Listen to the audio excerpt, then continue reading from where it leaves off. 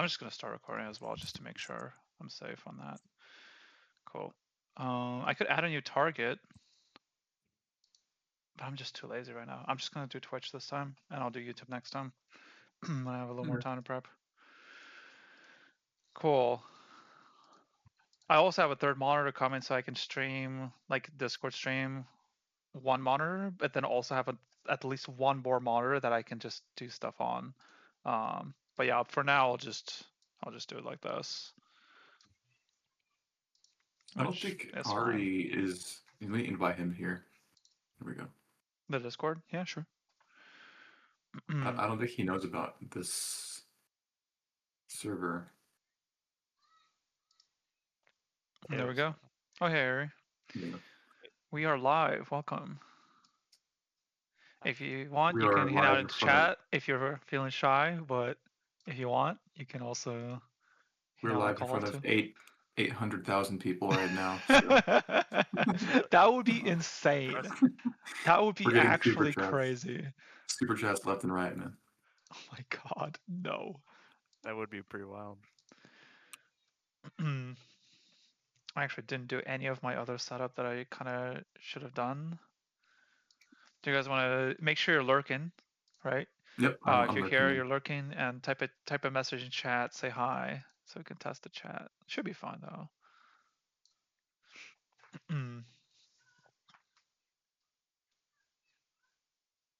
Yeah, I gotta sign in. This will probably be a more low key stream than yesterday because Hansi can go and go. I'm not really good at that. Yeah, we don't have like a dedicated topic this time as much. Trying. Oh shit! I need to change the volume, which is perfect reminder. The volume of Axel is like way too loud. Okay, there we go. Cool. Welcome. Yeah, and I'm streaming this side so that you guys don't have to wait for the stream to catch up if I'm doing something. There we go. Nice.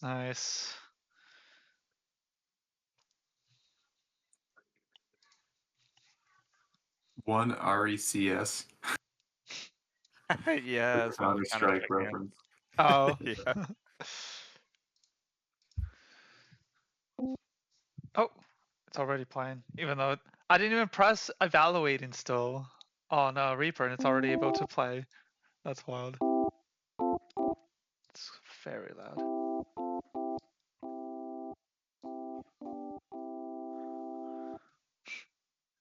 Let's take a look at this. How's this going with the piano? Hey, it's all working perfectly.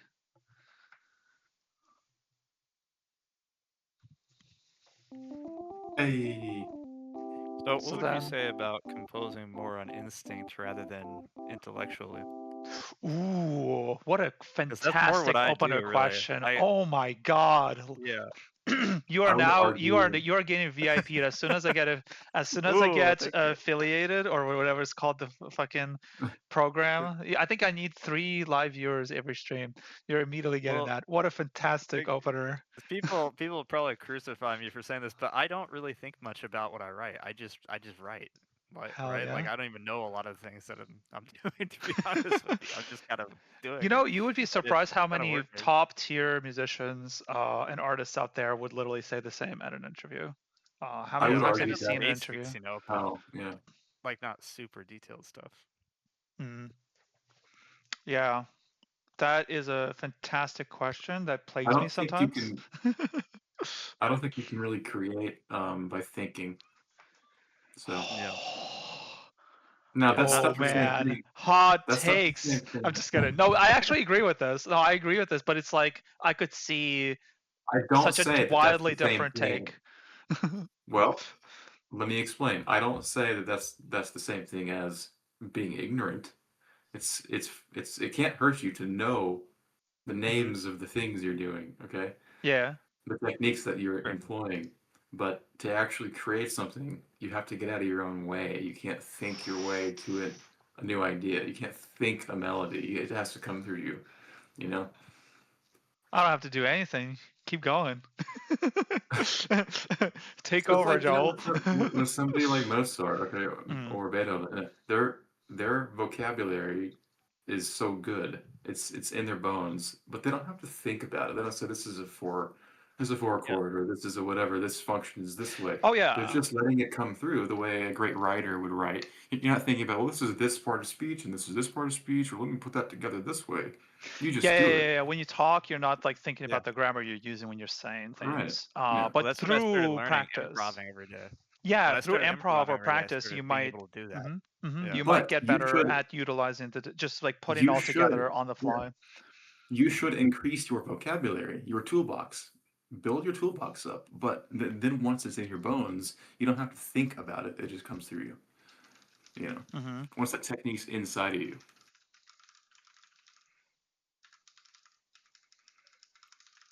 Yeah. So that would be my answer to Ari's question. Do you think or do you feel when you write? I think, like Ari, I think you feel it out. I don't think you can Yeah. think your way. Almost And you can, everything I've written has been just started just from improv. I just I sat mean, on. there is a mixture, when you're putting your form together, because Yeah. you don't write all at once. Let's say you're WC and you're writing Claire de Lune. You don't write the whole thing soup to nuts like at once. You might write this first 15 seconds in one jump, and then Hmm. you think about it. Where do I want to go? Let me sketch out kind of the architecture of this, and then, but the ideas, they come to you not by thinking. Yeah. They come to you while you're improvising, while you're letting your thing go away from you. Hmm.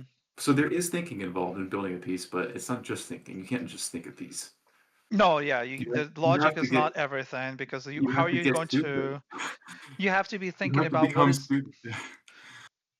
what is the emotional connection that you have with the Right. thing you're doing, and that is going to be the emotional connection that the audience is going to have with your work too. I mean, this is Yeah. why AI can't replace like human because because when it comes to this kind of stuff, because human literally, we actually have a barometer for what is the emotional experience of the thing we're creating. As we're creating it, we are As we're interacting with doing. that, whereas like AI has to wait for a human to verify that this is going to actually be Right. something that a human would be interested in, right? Yeah. So it's like you don't have it's a way more streamlined process, because we're Mhm. literally living in the world that we are literally creating the art in, so that context is there, so we're literally in touch with that context so much more Yeah. vibrantly than like AI would ever be able to do. um yeah. It's so mysterious, man. It's mysterious how Yeah. anybody can do it. Like, Hmm.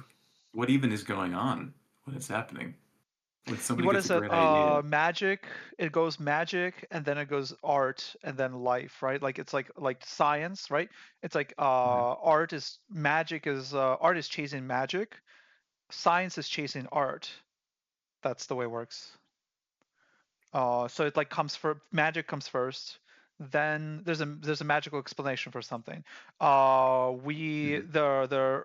the sun is orbiting the Earth because the gods have bestowed us light for half the day, and the other half the moon goddess is Yeah. lighting the world. That's Right. magic.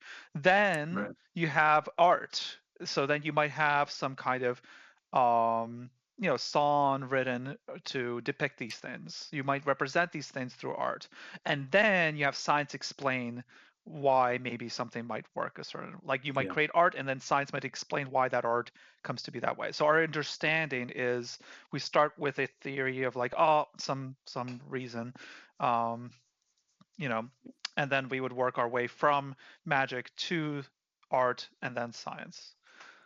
Yeah. So so it's based in, it's still based in reality just as much as the other things. It's Well, yeah, just of that, course. but it is not, logic is that you're going to come up with something artistic. Like art is going to be able to express something before science can express it every time, Right. because we are in touch with things that science can't explain all the time. Like otherwise science would be fully caught up, and if science is fully caught up, then there must be something else that we can discover. um, Right. and just by design that way.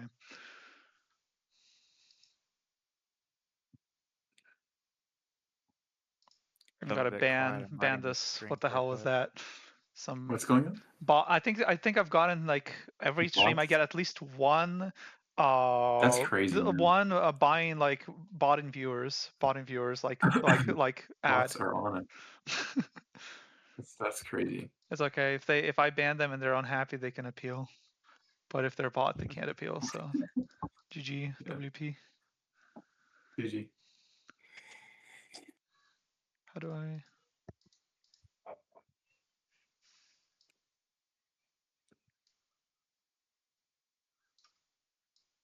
Oh, you know what? I should pull this out. Can I not? Oh, I can pop it out.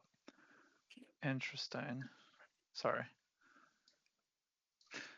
Yeah, those are fantastic. That's a fantastic question. Like, I think the whole like doing it by feel versus by thinking. I'm a very like I feel like I grew up very IQ and thinking very much a lot about things logically and wanting to I mean I grew up with a narcissistic mother, so like I was gaslit into like doubting what I think all the time. So the logical part was definitely something I was thinking about a lot growing up, and tapping Right. into the EQ side actually took a lot of work. I had a really I was a musician with like basically no EQ skills or social skills for years on years on years. I was just going through the motions. And I mean, I was getting some kind of emotional experience out of it, but I was not actually in touch at all with that side of I things. can't imagine Isn't that that. wild? You've caught up for sure.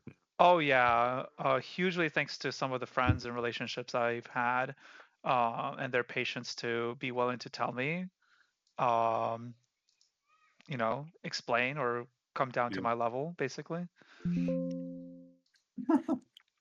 Yeah. I remember we were talking about that and I remember Liz was saying how like how the hell can you be a musician, or somebody said how can you be a musician without having EQ, and I was like exactly. Yeah, good question. That's a great question. Yeah.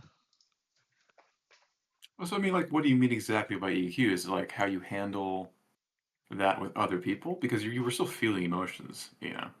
Hmm. You Oh still had yeah, I mean I'm emotions. experiencing emotions, but I am not I'd say EQ is emotional intelligence, right? Yeah. Emotional intelligence meaning that you are able to read the room.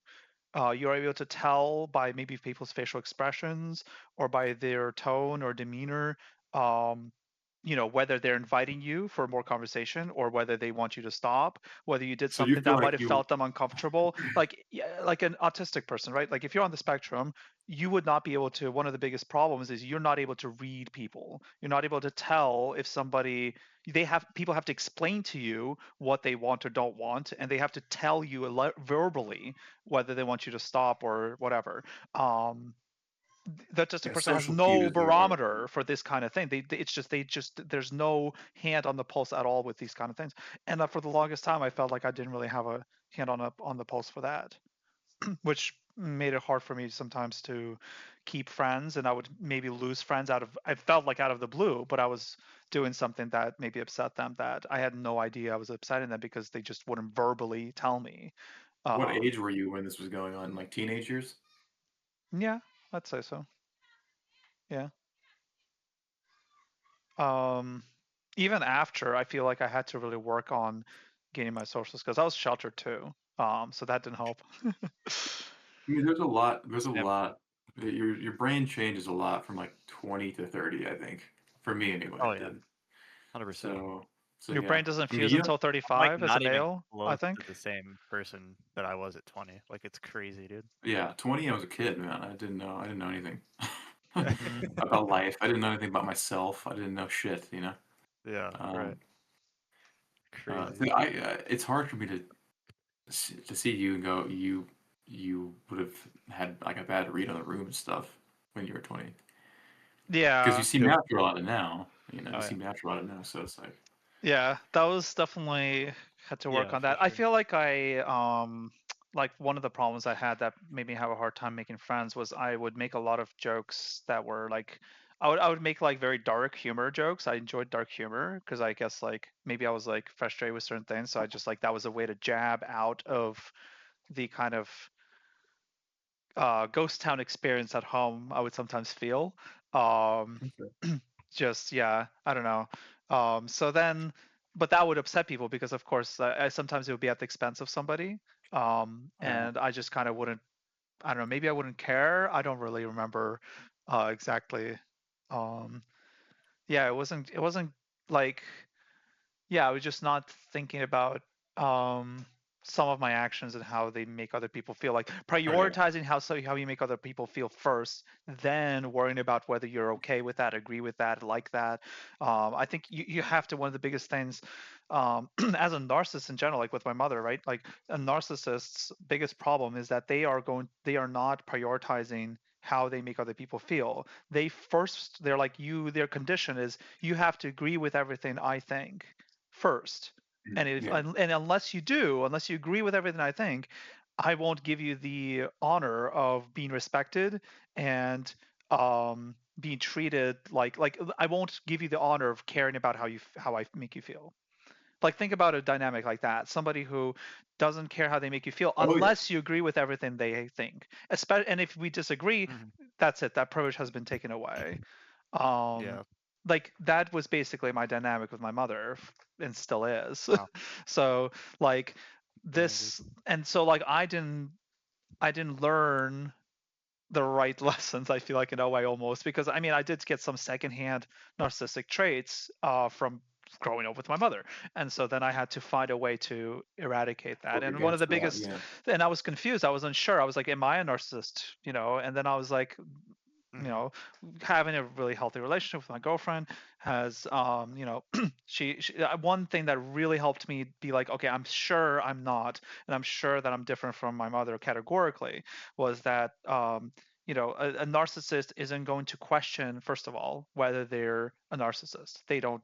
That's not a I was I that's just was not a going to literally make concern. that about to point. say They that. You literally, wouldn't if have you asked. think, if you're worried about being a narcissist, you are not a narcissist because you are You're not worrying one. about your impact on other people. Yeah. And also, Yeah. one of the biggest things is also usually narcissists are inherently selfish. They would only do things to build themselves up.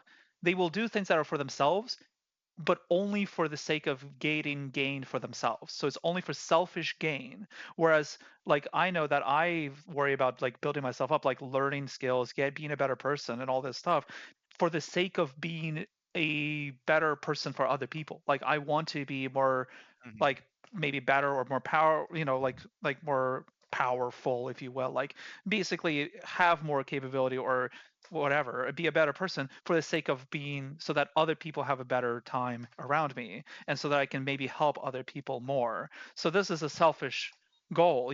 As a narcissist typically would really never want to improve themselves for the sake of others. They would want to improve themselves only for the sake of themselves, which was like, that was the one place where I was like, okay, clearly, I feel like I'm in the clear, like personally, I guess. Yeah. Yeah. Yeah. If you have to think about it, you're not one. Yeah.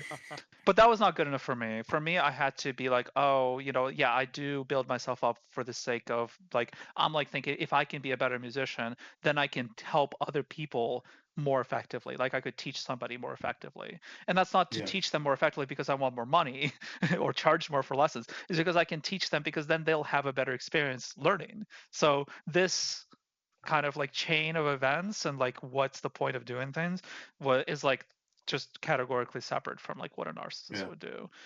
So Plus, if you're asking a question, that implies that you might have to say yes, and I feel like a narcissist would always say, "No, I'm oh not yeah, one."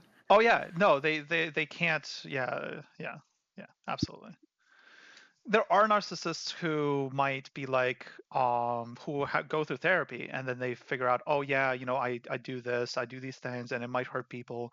And usually the outcome with narcissists, that when they do that, I mean, I'm not a psychologist or whatever, but or a psychiatrist, but usually the outcome tends to be that they go, well, I know I do these things, I know I'm selfish, I know I whatever, but I can't really be bothered, I just don't really care that much. Like, why should I care that I'm hurting other people if I Yeah. just care about my own gain?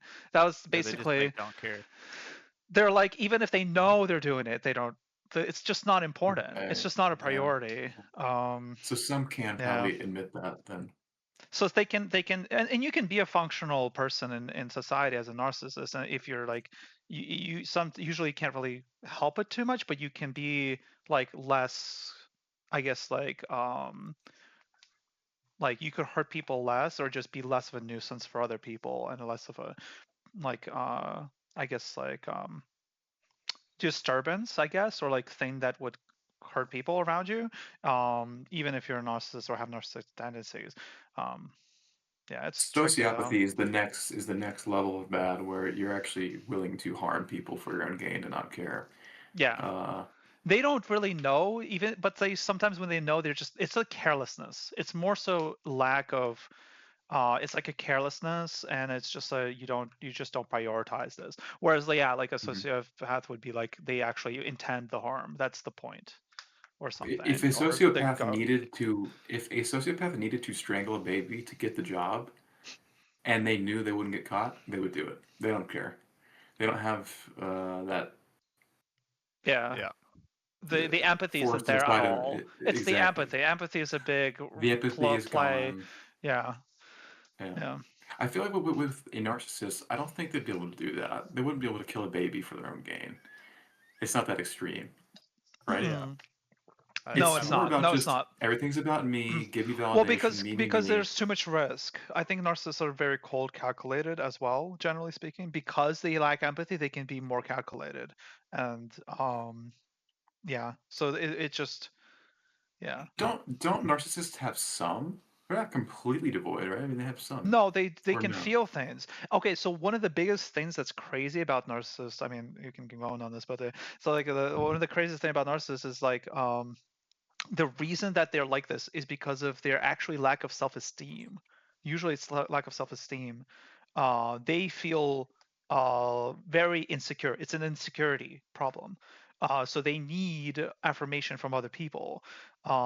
So they are constantly trying to feed this affirmation, and they don't care if it's at the cost of other people. So it's like, yeah, that's Yeah. what basically, yeah. Okay.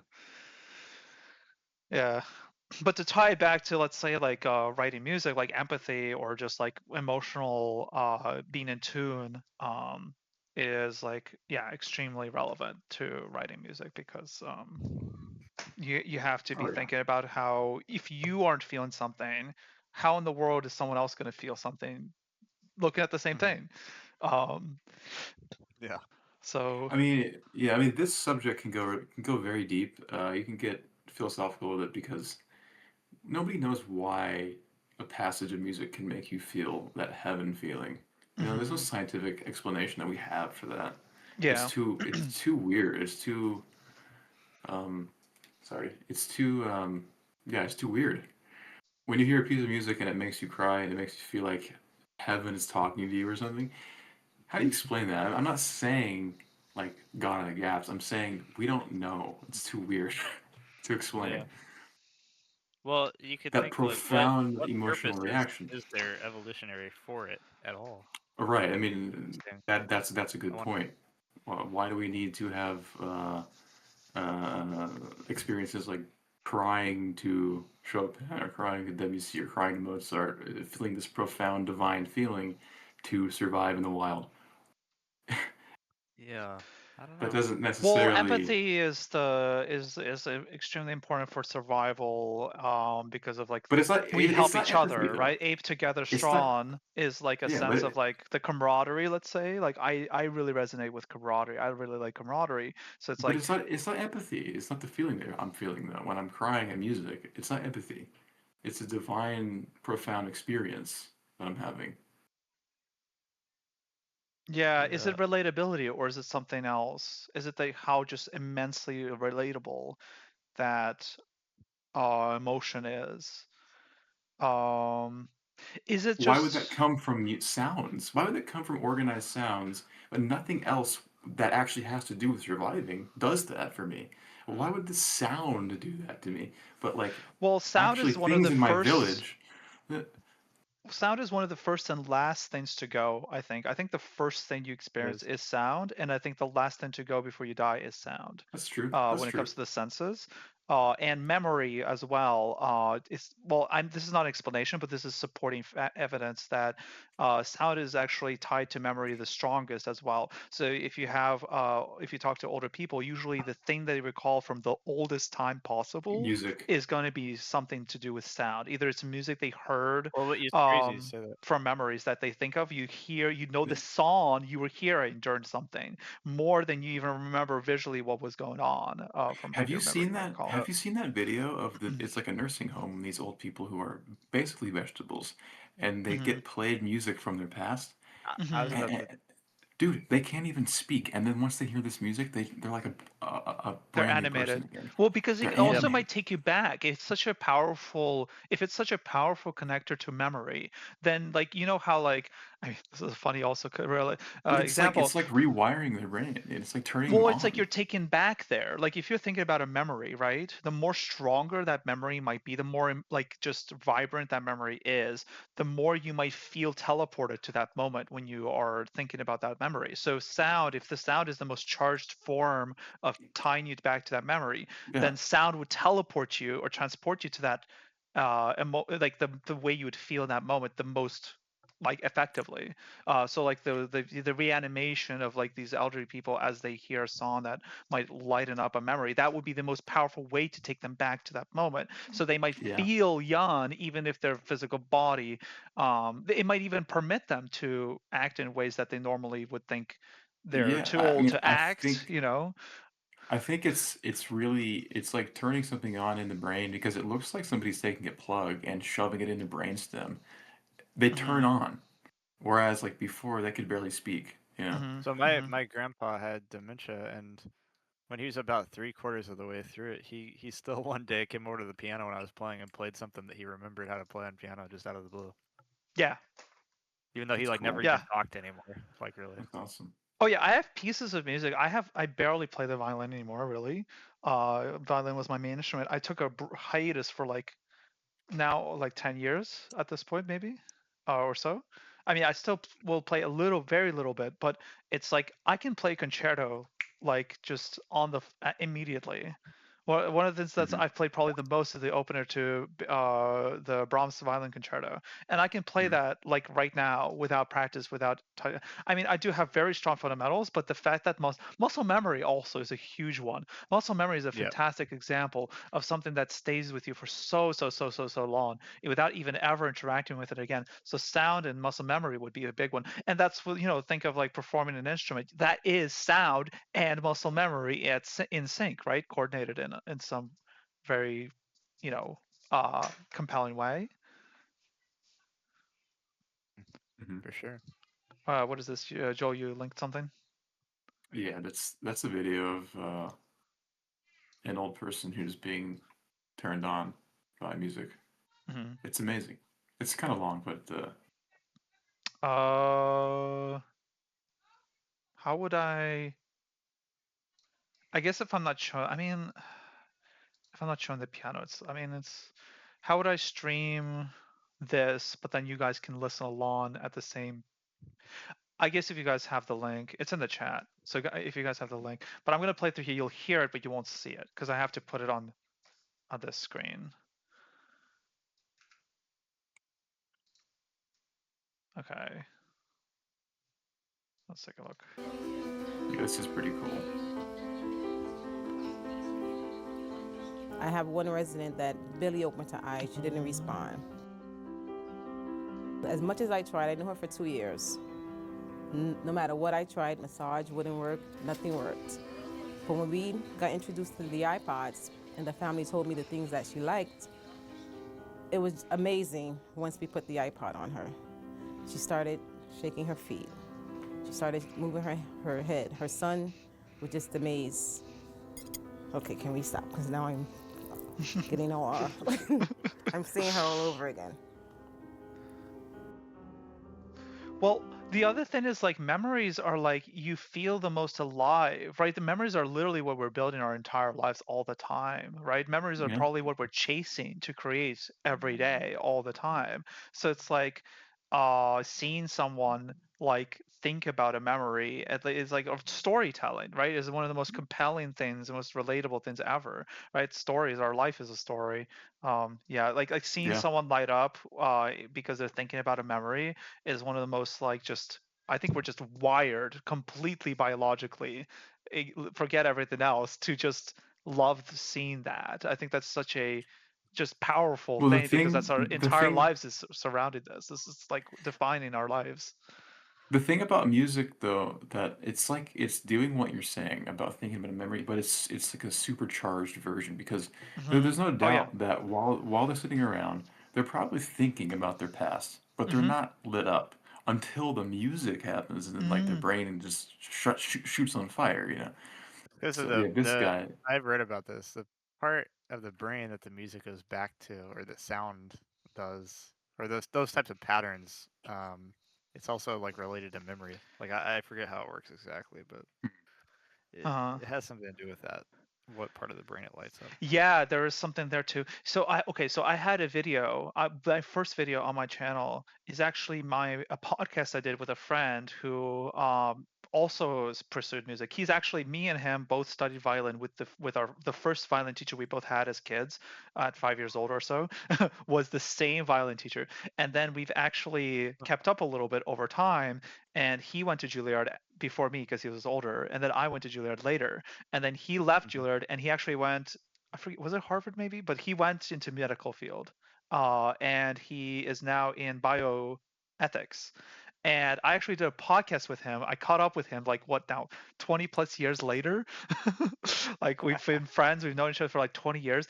And I caught up with him and we did a podcast episode where it was like actually one of the topics was him bringing, because he's in bioethics, he's in biology, like the brain surgery and stuff like that as well.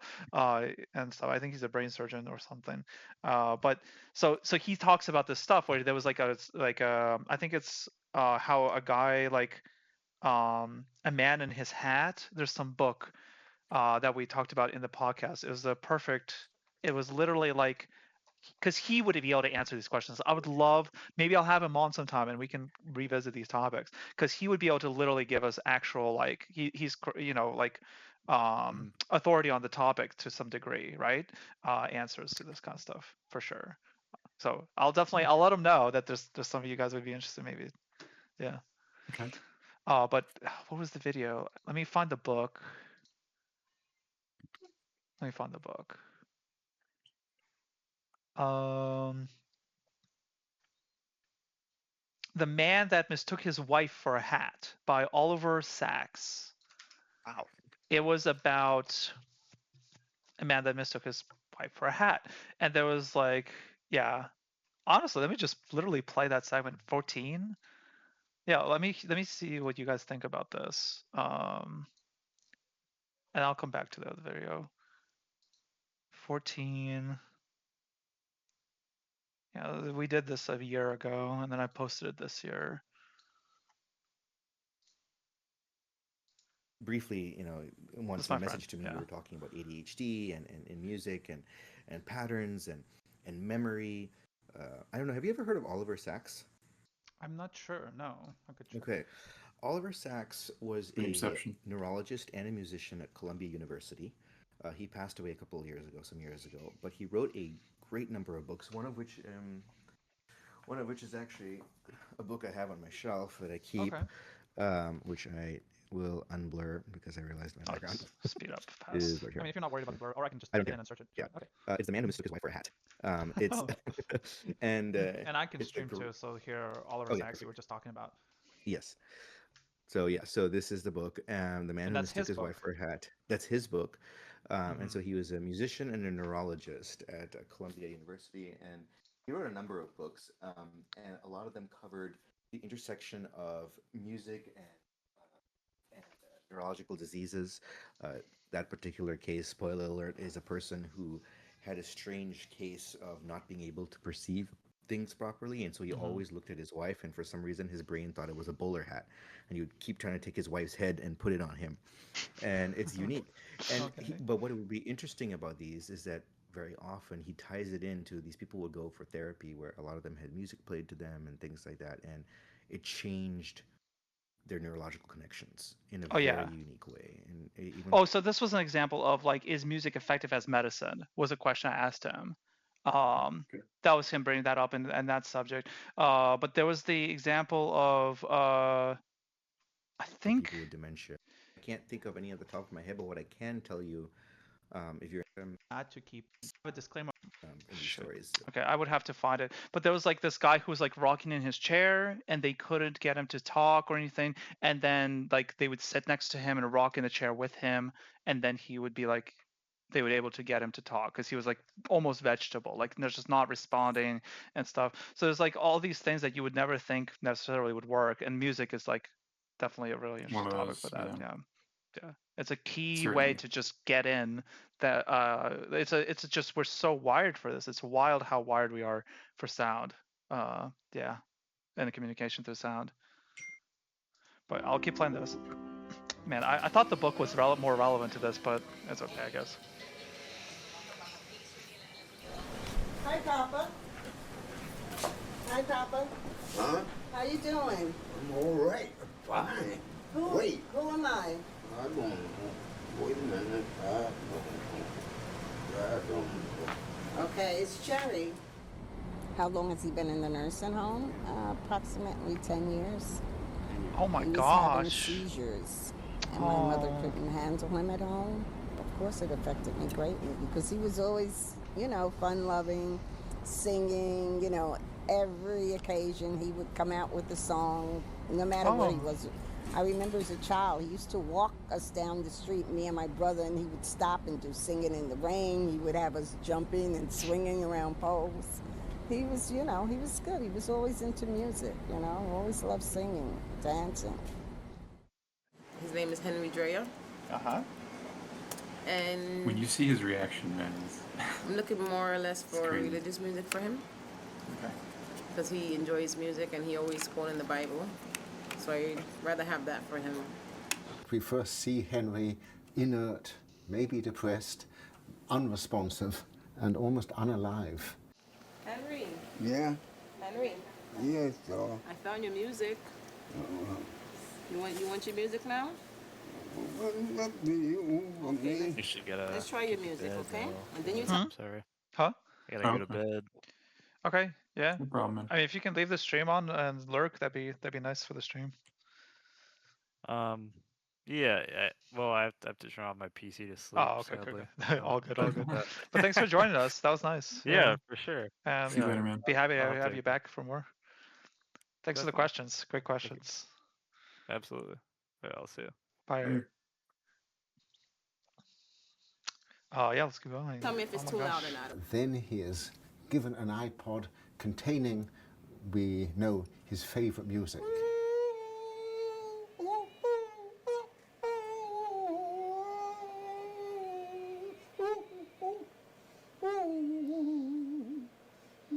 And immediately, Oh my gosh. he lights up. His face He's seems sold it up. expressive, his eyes open Hell wide. yeah. He, Oh my he gosh. starts to Oh, sing, to rock, and That's to so move great. his arms, and he's being animated. It's better, by man. He the like starts music. talking and stuff. And he used to always sit on the unit with his head like this. He didn't really talk to much people. And then when I introduced Yeah. the music to him, this is his reaction ever since.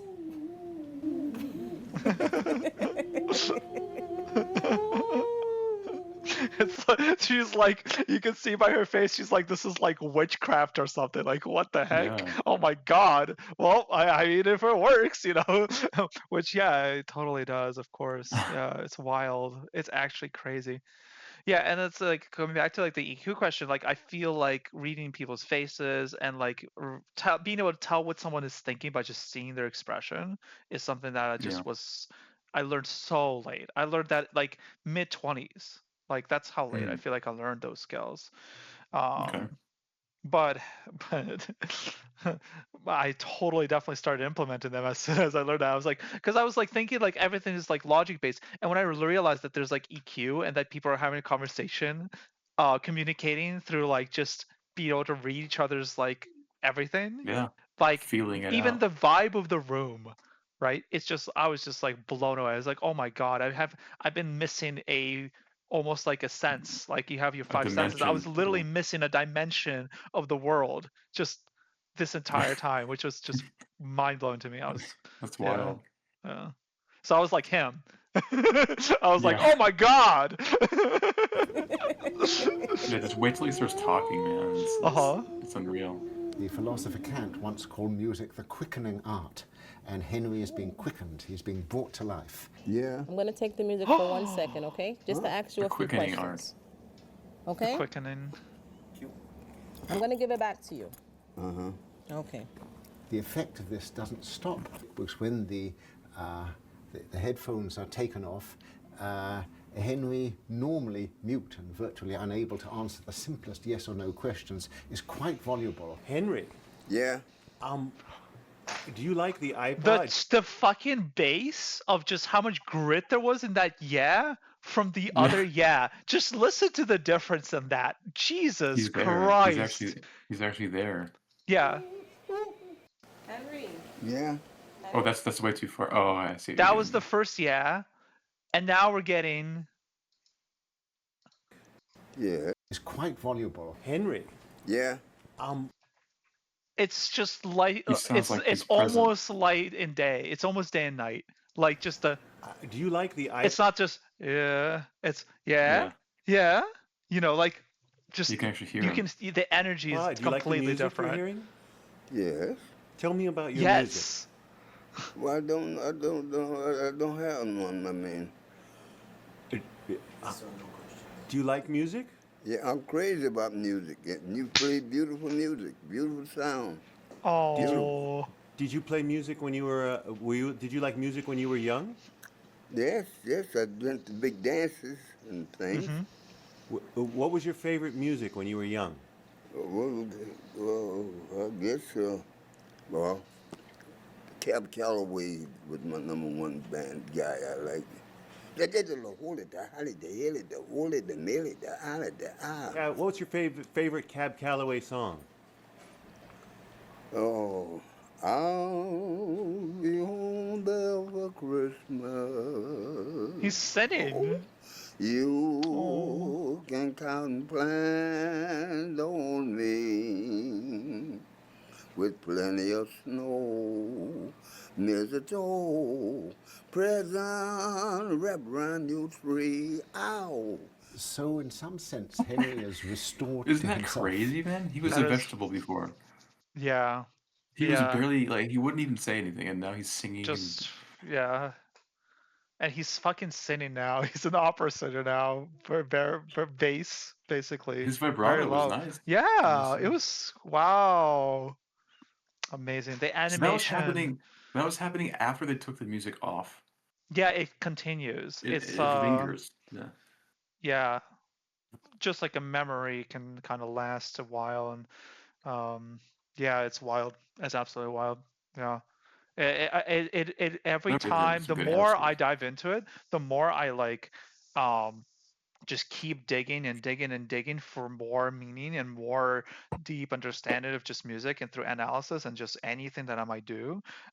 It only keeps giving more. I have never run into a scenario where I dig deeper and I go, oh, I kind of hit bedrock, it's over or something. Oh, that was Yeah. it. That was everything to it. Like it just keeps going, and there's just more and more and more. It's just it's just a infinite, absolutely infinite resource of source, really, of fulfillment, of meaning, of connection, of just emotional potential. It's just insane. Yeah.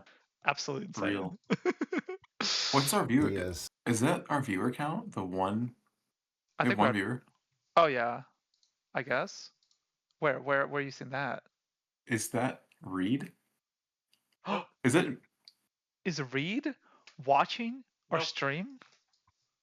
I don't know. I hope you are. He said no. No, I'm literally here. Yeah, but you have to be the rules, you have to lurk. So If you're around, you so have to are lurk. we? So do we Okay. have one unique person watching this? Is that what that is? Like what is it, congruent? Congruently we have So look, Oh, I should be also lurking myself. Now it Duh. says 2. Yeah, Now it because says I'm 2. lurking myself now. There you go. Perfect. So is it? Are we the only viewers? Yes. We're just doing this for Really? ourselves. I Yeah, got you. that's fine. It's fine. And I mean, that's kind of the idea, is that even if there was no viewers, we'd still have something. Because you wanna like engaging. archive these, right? So Sure, it can be a video, and then maybe if it builds some momentum, people might go back and watch the videos and then maybe engage with that content that way. yeah. Dude, speaking of that, do you know how many things here's get another one. a second life like that? Sorry, So many sorry. things have a second life. What things have a second life? Check the VC chat. VC chat. People sort of being woken back up by music. Ooh, yeah. Example. Okay. Ooh, yeah. We'll definitely watch it. 100%. A ballerina? Did you want to start from the middle? Because it kind of, the T21 seconds? Or do you want me to start from the beginning for that one? Oh, yeah. Yeah, it's short. Start from the beginning. Let's see what she's like before the music starts. If it shows. Was there anything else? Did we do it? Did I cut someone off at all? No, that was it. No, that was all. Okay. But yeah, make sure to lurk, because that helps of course that helps the viewer count, and it's maybe more likely that someone runs into it and clicks on it, and we'll get some random viewer.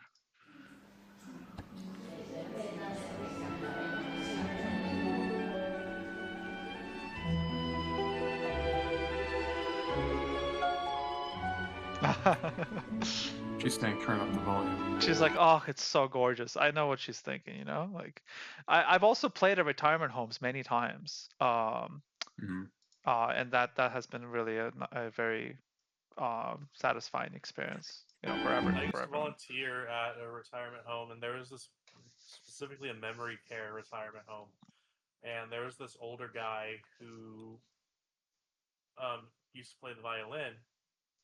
And as sort of a party trick, whenever there were visitors there, they would bring him out, and he would play through a few of Paganini's caprices. Oh my gosh! How old was he? He was like 85. That's super cool. Wild. Retirement homes are sad. Hmm? They're sad. Sad places.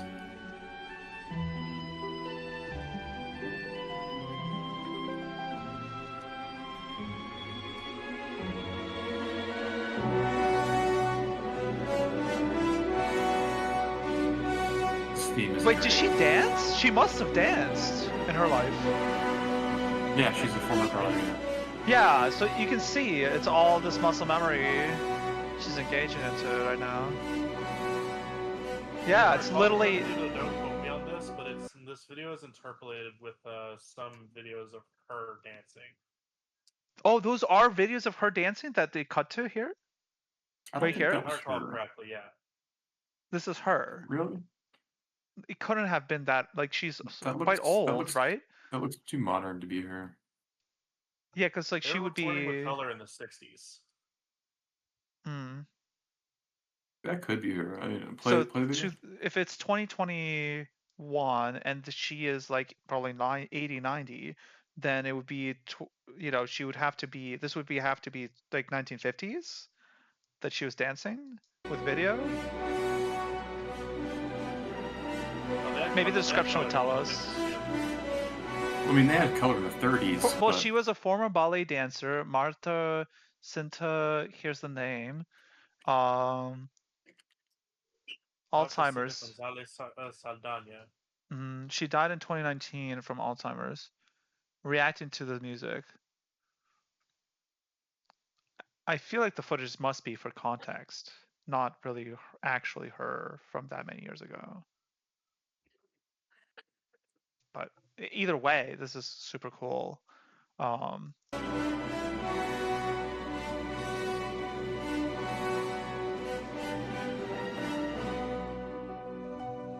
Tchaikovsky is just an expert beat writer.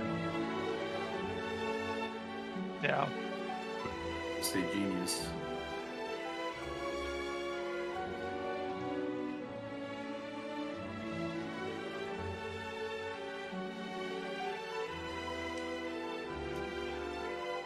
Oh, look, the back is getting straighter with every minute.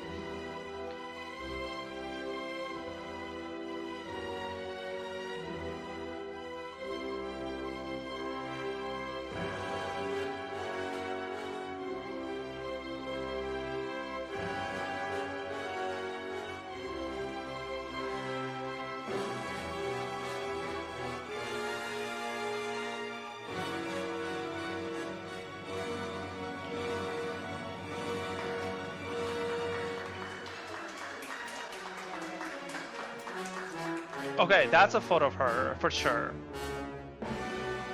Yeah, 1967. Wow, so cool. Normal, cariño mío, ¿cómo no va a emocionar? ¿Y tú nos emocionas a nosotros? Bailando también. Hay que coger la punta, ¿verdad? Exacto.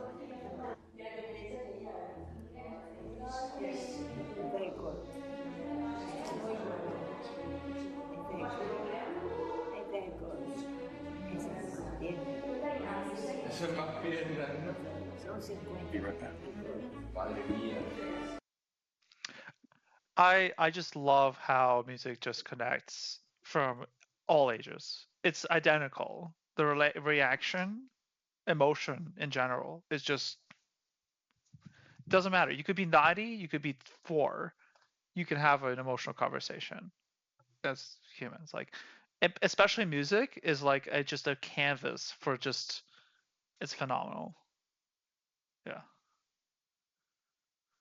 And we were talking about, or at least y'all earlier were talking about the sort of feelings that music evokes, and I feel like it comes down to connection, and like the fact that we have such strong emotions is the result of humans being naturally empathetic and realizing that, hey, this is another human being that felt the exact way that I'm feeling right now, and that's a really big deal. Yeah, it's communication. I think music is a language. That's I say this all the time. It is identical to a language. It really is. And it's a language that you don't have to actually be taught it to understand it. No, you don't. Nobody Which is has phenomenal. It's the only language. The only language that you don't you don't need to be taught it to communicate using it. Yeah.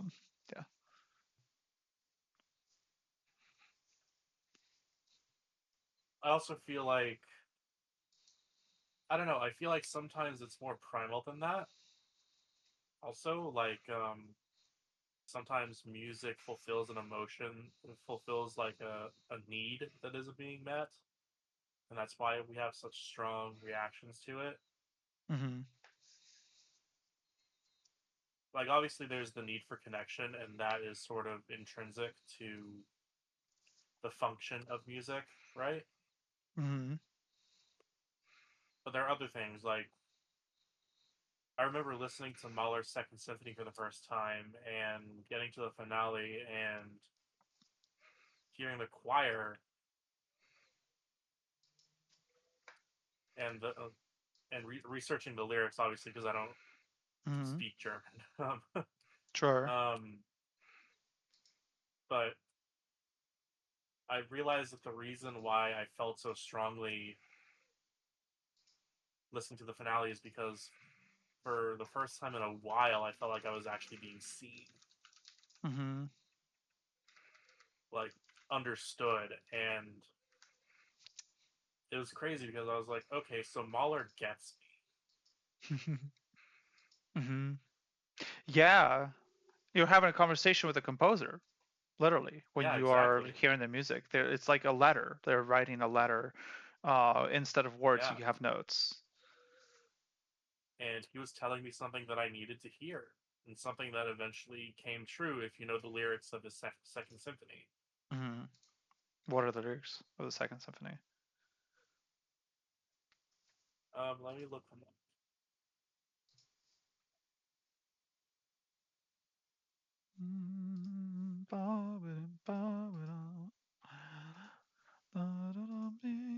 So there's a bit where he uses the direct text from a poem, Mm-hmm.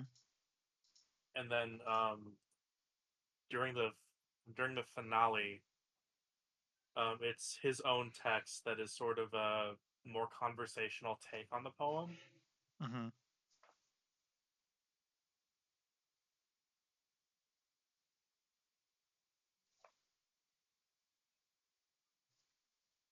By the way, the recommended video here is linguistics versus musicology. They're basically identical.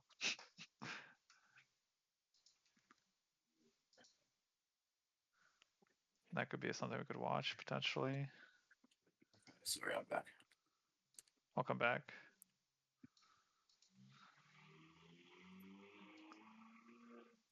That could be an interesting thing. Because okay, so Mahler's Second Symphony is called his Resurrection Symphony, Mm-hmm. and it deals with themes of death and being born again and stuff like that. And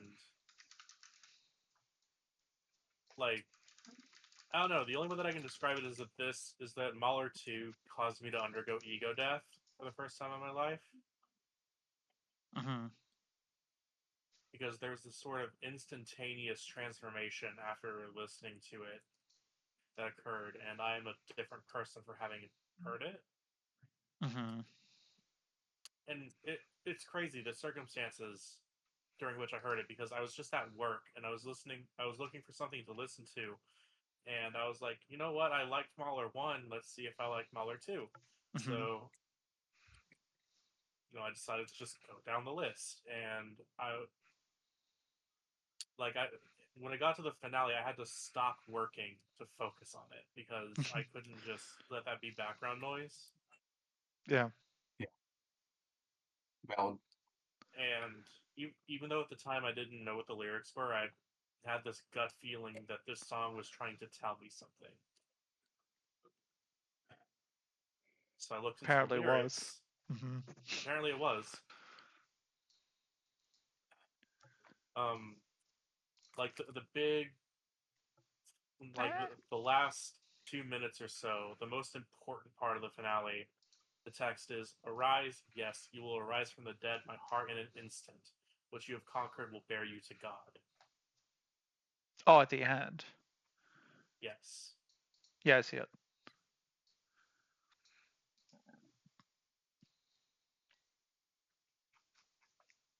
Where does this happen in the symphony? Do you think it's possible for us to find the audio where that is in the symphony? Absolutely. I have that queued up all the Bookmarked. Great. Link Yeah. it. Link in the chat. So there's the finale. The finale movement is like 17 minutes long.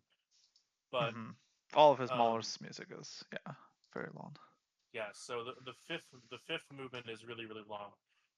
Or I guess not that long in comparison to the rest of the work, but here we are. And that's the New York City Philharmonic being conducted by Leonard Bernstein. Ooh. Which, if you're going to listen to Mahler, that's the way that you need to listen Yeah. to it. Is New York City Philharmonic That's a pretty good choice. The baton of Leonard Bernstein. Yeah. I don't know what it is about Bernstein, but Bernstein just seems to understand Mahler on a level that no other conductor has ever understood him. I really think, if I was to think of someone who's a good pair for conducting it, I feel like Bernstein is like, he just can infinitely keep the ball rolling. I feel like Mahler is such a huge, long work, and there's a lot of like slow kind of sometimes build up to some segments that I feel like Bernstein he would not lose momentum at all. I think conducting something like that. I don't know Mahler, but from what I can tell, I feel like Bernstein loved Mahler as much as somebody can. Mm-hmm. So if you want, would you rather listen to somebody who likes Mahler or somebody who loves Mahler? I feel like nobody loves Mahler more than him. Yeah.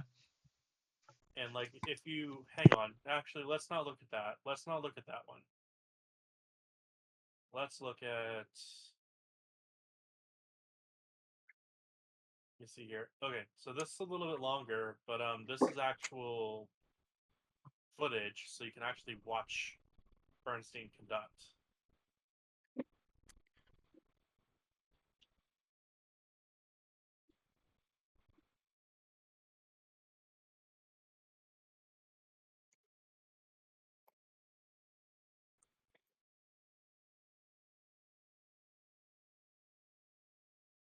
Oh, hang on. I guess I'll put it in the this chat.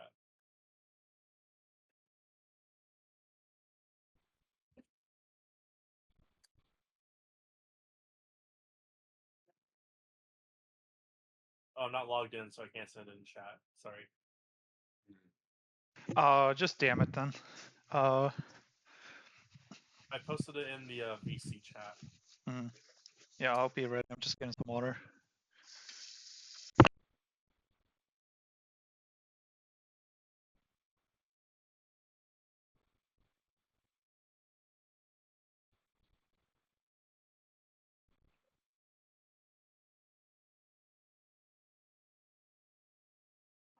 Maybe we can finish up that one vid Joel had up, and then we'll jump to Mahler.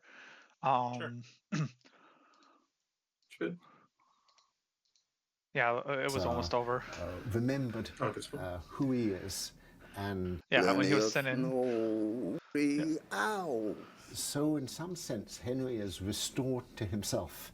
He has remembered who he is, and he's reacquired his identity for a while through the power of music. What does music do to you?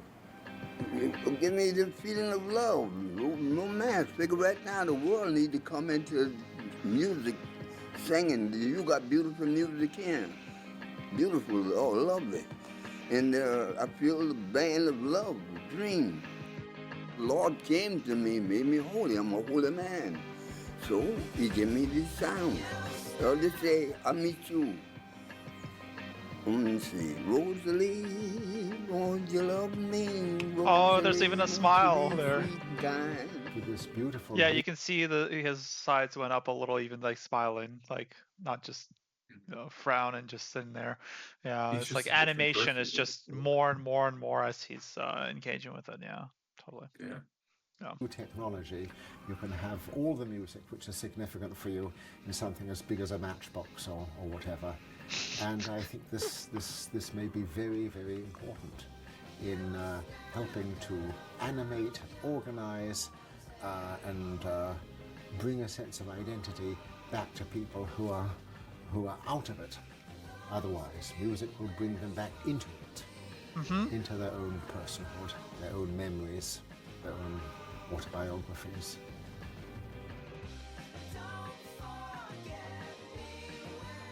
Coming soon. Is this like a? Oh, it's like a documentary kind of thing, maybe. Yeah, 2014, some film. No playlist of stuff. Yeah, so like the last thing I'll say about also this, like, yeah, I played for retirement homes a bunch, and even started on the East Coast a thing where it was like, basically it was called Arts Are for All Ages, and it was a way for like students who might want a recital opportunity to perform and to just maybe practice for recitals or practice for competitions. They would get they would be these concerts that we would organize throughout all these different retirement homes. And so you get an opportunity to play in a very low pressure environment as a way to kind of ease into playing on stage. And of course, the reception for all the elders was always overwhelmingly happy. They don't care if you make mistakes, don't care about any of that stuff. They're just overjoyed that these kids are playing. It's, it's sweet to see a younger generation pursuing something that they feel really this way about, I bet. So yeah, so that's been that was really fun. That was super. I loved seeing the elderly just be like, "Oh, we loved it. It was so great," and everything. They're just so overjoyed, and they're so just emotionally just soaking it all in. It's great. Love to see it.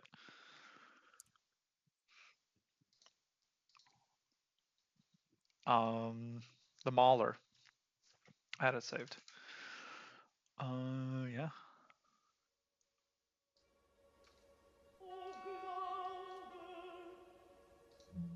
Oh.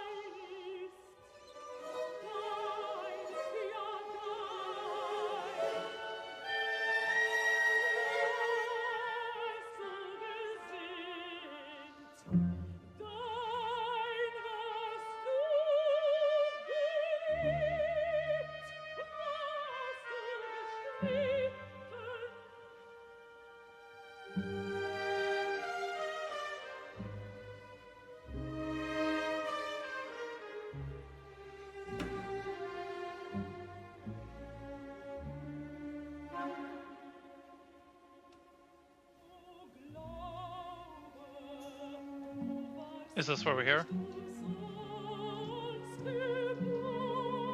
No, we started there. Oh. We are at Oh Believe You Are Not Born in Vain.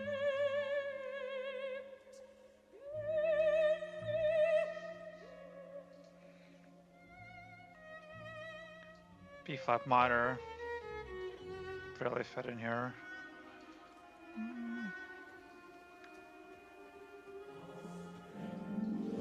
What we created? Yeah, what was created must perish.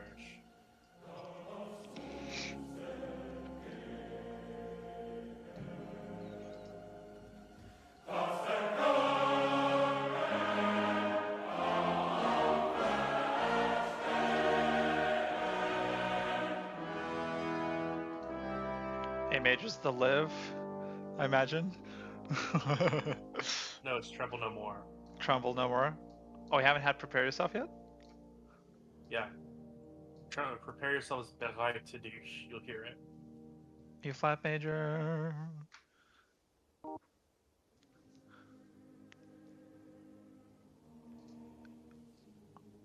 Is it this?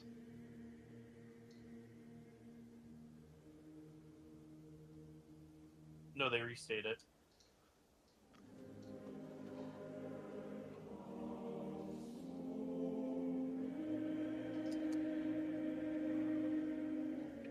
Would you be... Prepare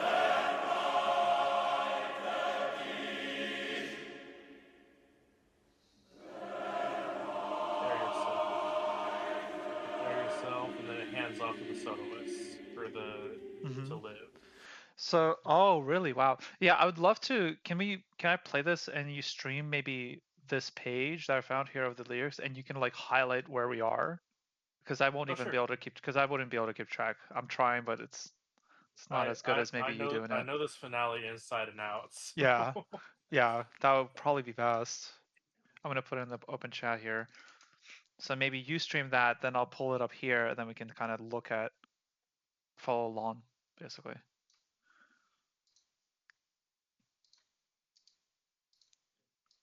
And then if I can do pop out. Like this, like that.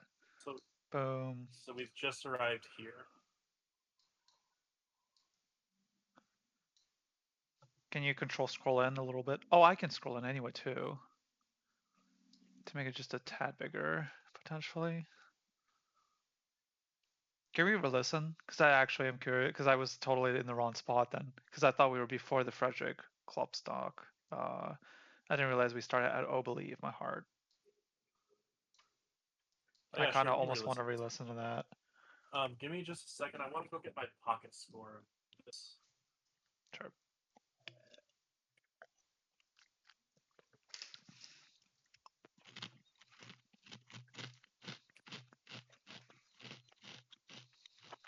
Yeah, they added this option also. You can scroll in and scroll out of streams and zoom in on parts yourself. I don't know if you knew this, Joel. Yeah. That's kind of wild. What a genius idea. Yeah, that's like I can literally do this, and this is inside the stream, and you can see down here as well. Yeah. The kind of, and it goes away when you don't as well, when you're not hovering over it. It's just, yeah. I love the utility. Discord has so much fantastic utility. Discord is an incredibly good app, I think. I really hope the whole open public trading doesn't F it up. Yeah. And if they do, hopefully there'll be something to replace it. Real. Something I was thinking about also, just random thought while we're just getting ready. The whole third spaces, I think me and you, Joel, we talked about third spaces being like kind of online now instead of in person. Like you don't go and you find people to hang out with in person to add like these, third spaces. Now you actually go online and you find people hanging out there, either in random calls, which is how I've met you guys, or whatever. I was thinking also how like people like MMORPGs or different video games, people will like get upset if you're criticizing their game or something, or you're criticizing, or people get mad if you're like, oh, like certain communities will have like a consensus on how they feel about certain things, and like maybe like a video game or a community around a video game, sure. And I almost think that the reason this happens, the reason you might have people kind of group into like, oh, we like this game, we're really this like, you know, community that like whatever has this opinion or something. It's almost like a third space in itself, because it's like the reason you might feel threatened if like your game starts to become less popular or something is because maybe like the third space is no longer being used. Like imagine if there's a third space and everyone's hanging out there, you're forming memories there, and then later maybe it becomes out of style or people move on from it, and you're like, oh, I had all these great memories here when we hung out at this like bench in the park, and this thing happened that I really, that was like a really important memory or something, or a really good time. And then it's like, well, now everyone's moved on. Like that would be upsetting. And as I think it's the same, I think people have the same emotional reaction to the way that you might be upset when like you hung out at a park and you had friends there and now all your friends have moved away. The same reaction you might have to people leaving a game that you really enjoy and your friends that you played with there no longer being there anymore. Yeah, I can see that for sure. I think that's the reason. It's not like this like nonsensical people being just obsessed over like something. It's like actually it's like a third space because it has the same like effectively same emotional like social relevance. I've literally seen people like on RuneScape at the GE. I've seen people have their feelings hurt because they thought that somebody was like uh like not being a good friend or whatever the fuck. This is like 5 years ago, but this one guy, he thought that somebody who hadn't been his friend on there was like done with him as a friend or something, and he was kind of outpouring on me. And would I go that far? No, because I don't know these people at all. Like it's just text on a screen. But that just goes to show you how important, like how our brains can form that connection with that little of depth, It's like, not just text on screen, because what it means to us is like an actual friendship or third space. Even though you can't see their face or hear their voice or whatever, you know it's a human being back there somewhere, Yep. Which is like, we really don't like I don't think what form something takes matters almost at all. Actually, it's like the more I think about these things, the more I realize that the form that something takes has nothing to do with the function that it has in your life, almost at all. Like think about that tiny iPod that changed that guy's, complete demeanor and emotional, space he was in. Like this is a tiny like piece of plastic, like because it has nothing to do with it being a tiny piece of plastic. It has everything to do with the emotional relationship with those, the receptors and what you're experiencing. It has everything to do with that. Yeah. For sure. Which is why the whole like different genres of music and just like exploring all that stuff is so fun because you might find something that you would never attribute to having meaning and then go, wait, there is meaning here, and go, wow, this is like a totally different form. That's something I recognize is taking.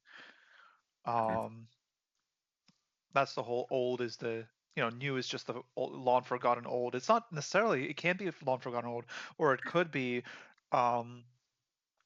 that it's just taking a different form. It's something that is the same thing that's today, but just taking a different form completely. Oh yeah. But Reed is back. Let's do this. Yeah. If you just highlight, with what I was trying to do as we go, that'd be great.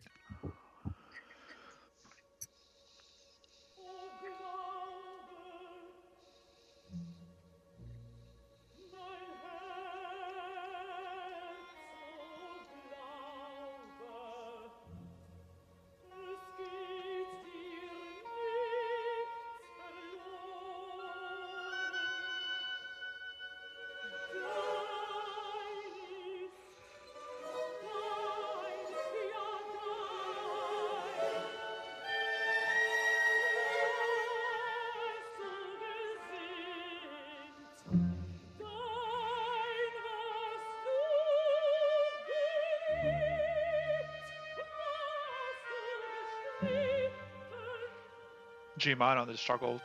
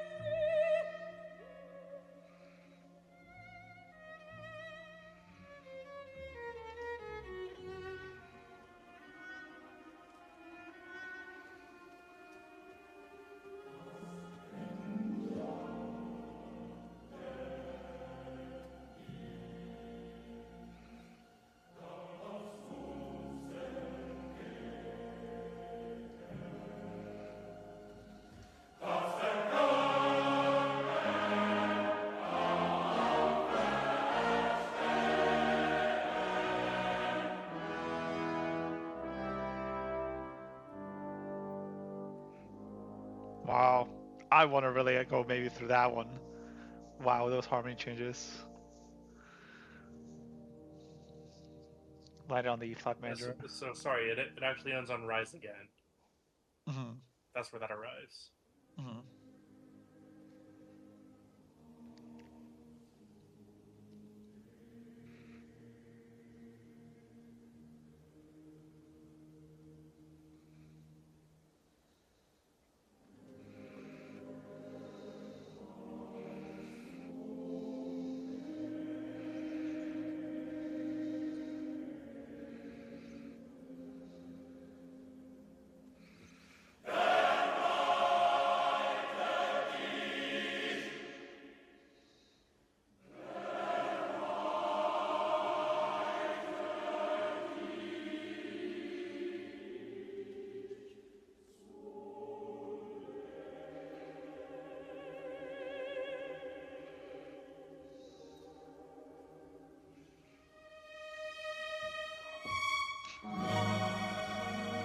Love the jump.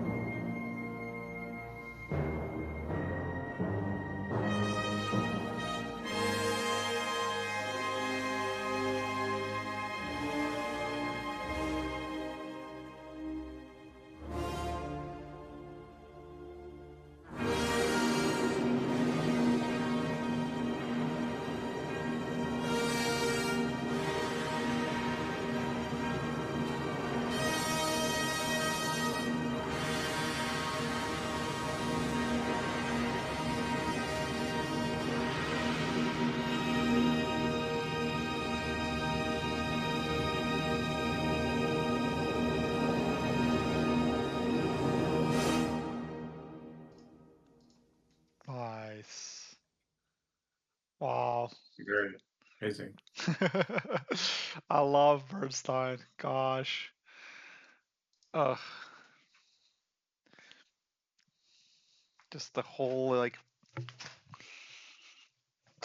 it's just it's great. I love it. Oh Amazing. man. Yeah. And I've been I'll always say that Mahler found me, not that I found Mahler. hmm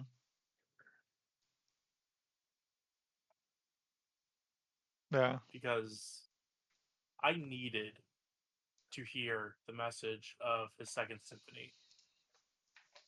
hmm I was at a really rough point in my life. And I don't know, it just felt like someone from beyond the grave believed in me. hmm Yeah. And it came true. Mhm. I changed. I rose again. That's great to hear. Yeah. Yeah, I've played I think I've played some. I think there was some Mahler we played at Juilliard when I studied there. And I have heard some of it. Yeah, it's I met some people that are really just like absolutely just diehard fans of Mahler. It's yeah. Certified Mahler Glazer, that is me. Yeah. Um yeah, I feel like hmm, yeah, I think I probably need to get to know more of like the lyrics or just understanding. I don't think I've digested Mahler's music enough to really have a full opinion. But like I guess my current opinion in general of just music for me personally, um, I think there's some great stuff in there for sure, and it's very epic and everything, right? Did he do the Rain? Who did the Rain? That was Wagner. That was Wagner. Okay, so like very like I feel like going from Wagner to Mahler, right? Mahler would be the modern or more modern. And they wrote in the same tradition, that is to say, the Austro-Hungarian tradition. Yeah. Um, it's very, very, very slow roll, big wheel, kind of like, music. Um, yeah. So, and I think Mahler definitely hits that quite well. Um, yeah.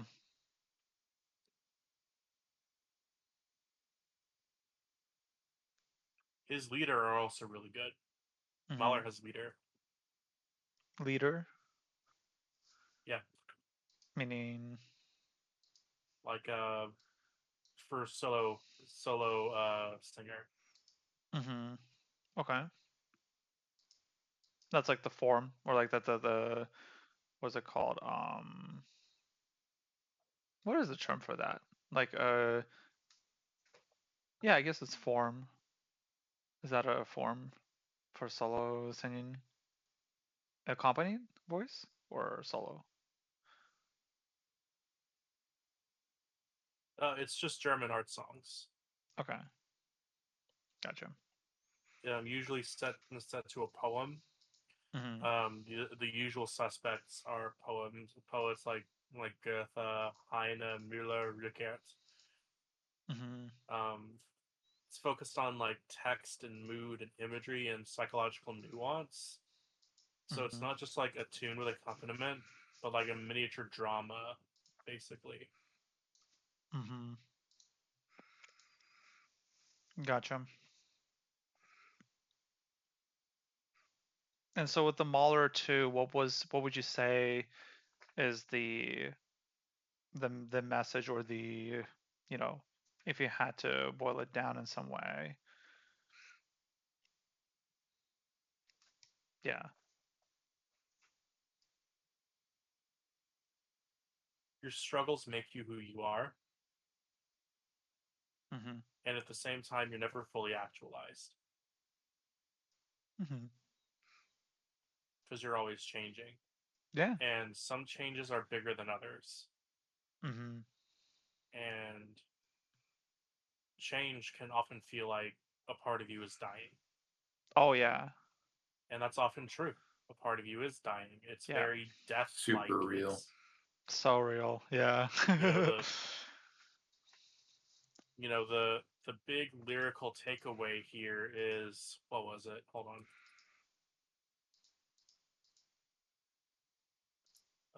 Let me see here. There it is. Let's see here. What is it? I shall die so as to live. Mm-hmm. Yeah, for sure.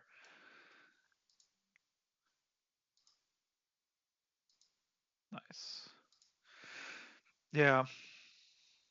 Yeah, you have to have a part, like change requires a sacrifice because it's the uncomfortable. Why is change uncomfortable? Because it is requiring you to comfort is staying in something familiar. Change is by definition going somewhere unfamiliar. Otherwise it wouldn't be called change. so so it is unpleasant because it is unfamiliar. It is risky because it is unfamiliar. It is untested usually. Hence change.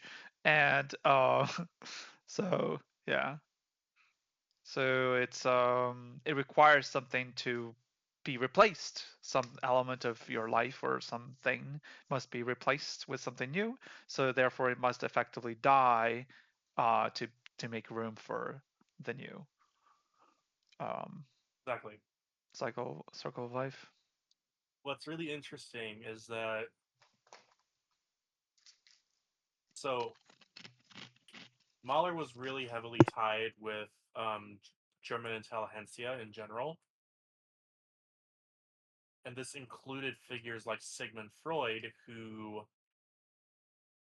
came up with the ego and the idea of the ego, the superego, and the id, right? And the term ego death.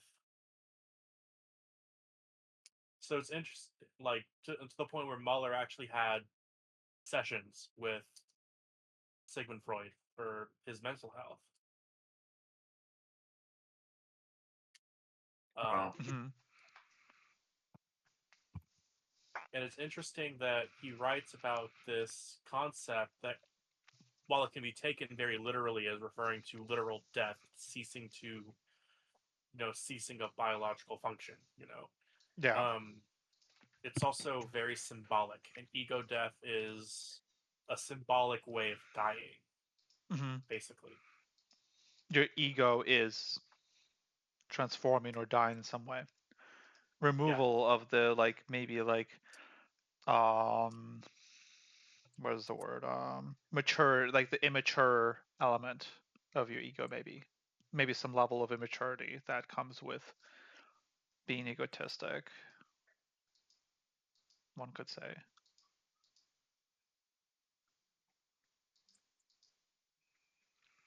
Yeah, it's a really interesting question actually.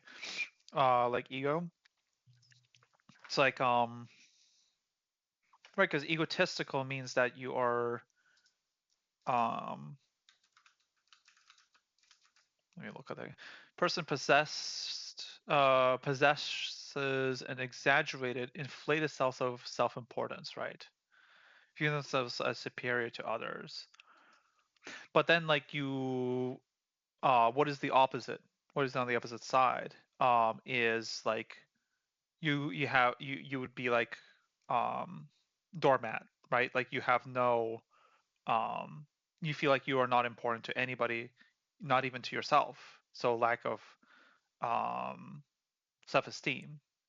So In if you philosophy, go, the ego. Sorry, go ahead. yeah, the more you go towards self-importance, the less uh, the less you have, the more self-esteem you have. So there is a positive to self-importance. But if you are too far on the self-importance, you have egotistical. But if you are too far away from self-importance, then you are a doormat essentially, right? You have no Yeah. self-importance. You're not gonna value your own life. So suicidalness can come from this. Like that's the other extreme, I guess, right? I don't know. In philosophy, the ego is the human aspect of you, as in not consciousness, but your personality, seeing yourself as the human part. Does that make sense? Interesting. Yeah, So so what when is like the ego Vedics, death? If that's how you define ego, what is ego death then? well, in the Eastern thinking, if you have ego death or you experience ego death temporarily, it's when you get into a state of meditation where you don't experience your own personality. You just are, you just be, you just exist, and you kind of connect with reality at a deeper level. Mm-hmm. And you're not Joel Wagner having this experience. You are just consciousness itself, being. That's how they see that, which is a very You are disassociate. You are separated from exactly your like mental right. process, basically, of Yeah, like yeah, perception and how you might yeah, digest information. yeah. Um, So when you say I, when people say, I want this, I yep, need this, I am Joel Wagner, that's the yep, ego grappling grappling on for dear life. I don't want to die. I don't want this. I don't want this. I want this. I want to keep living.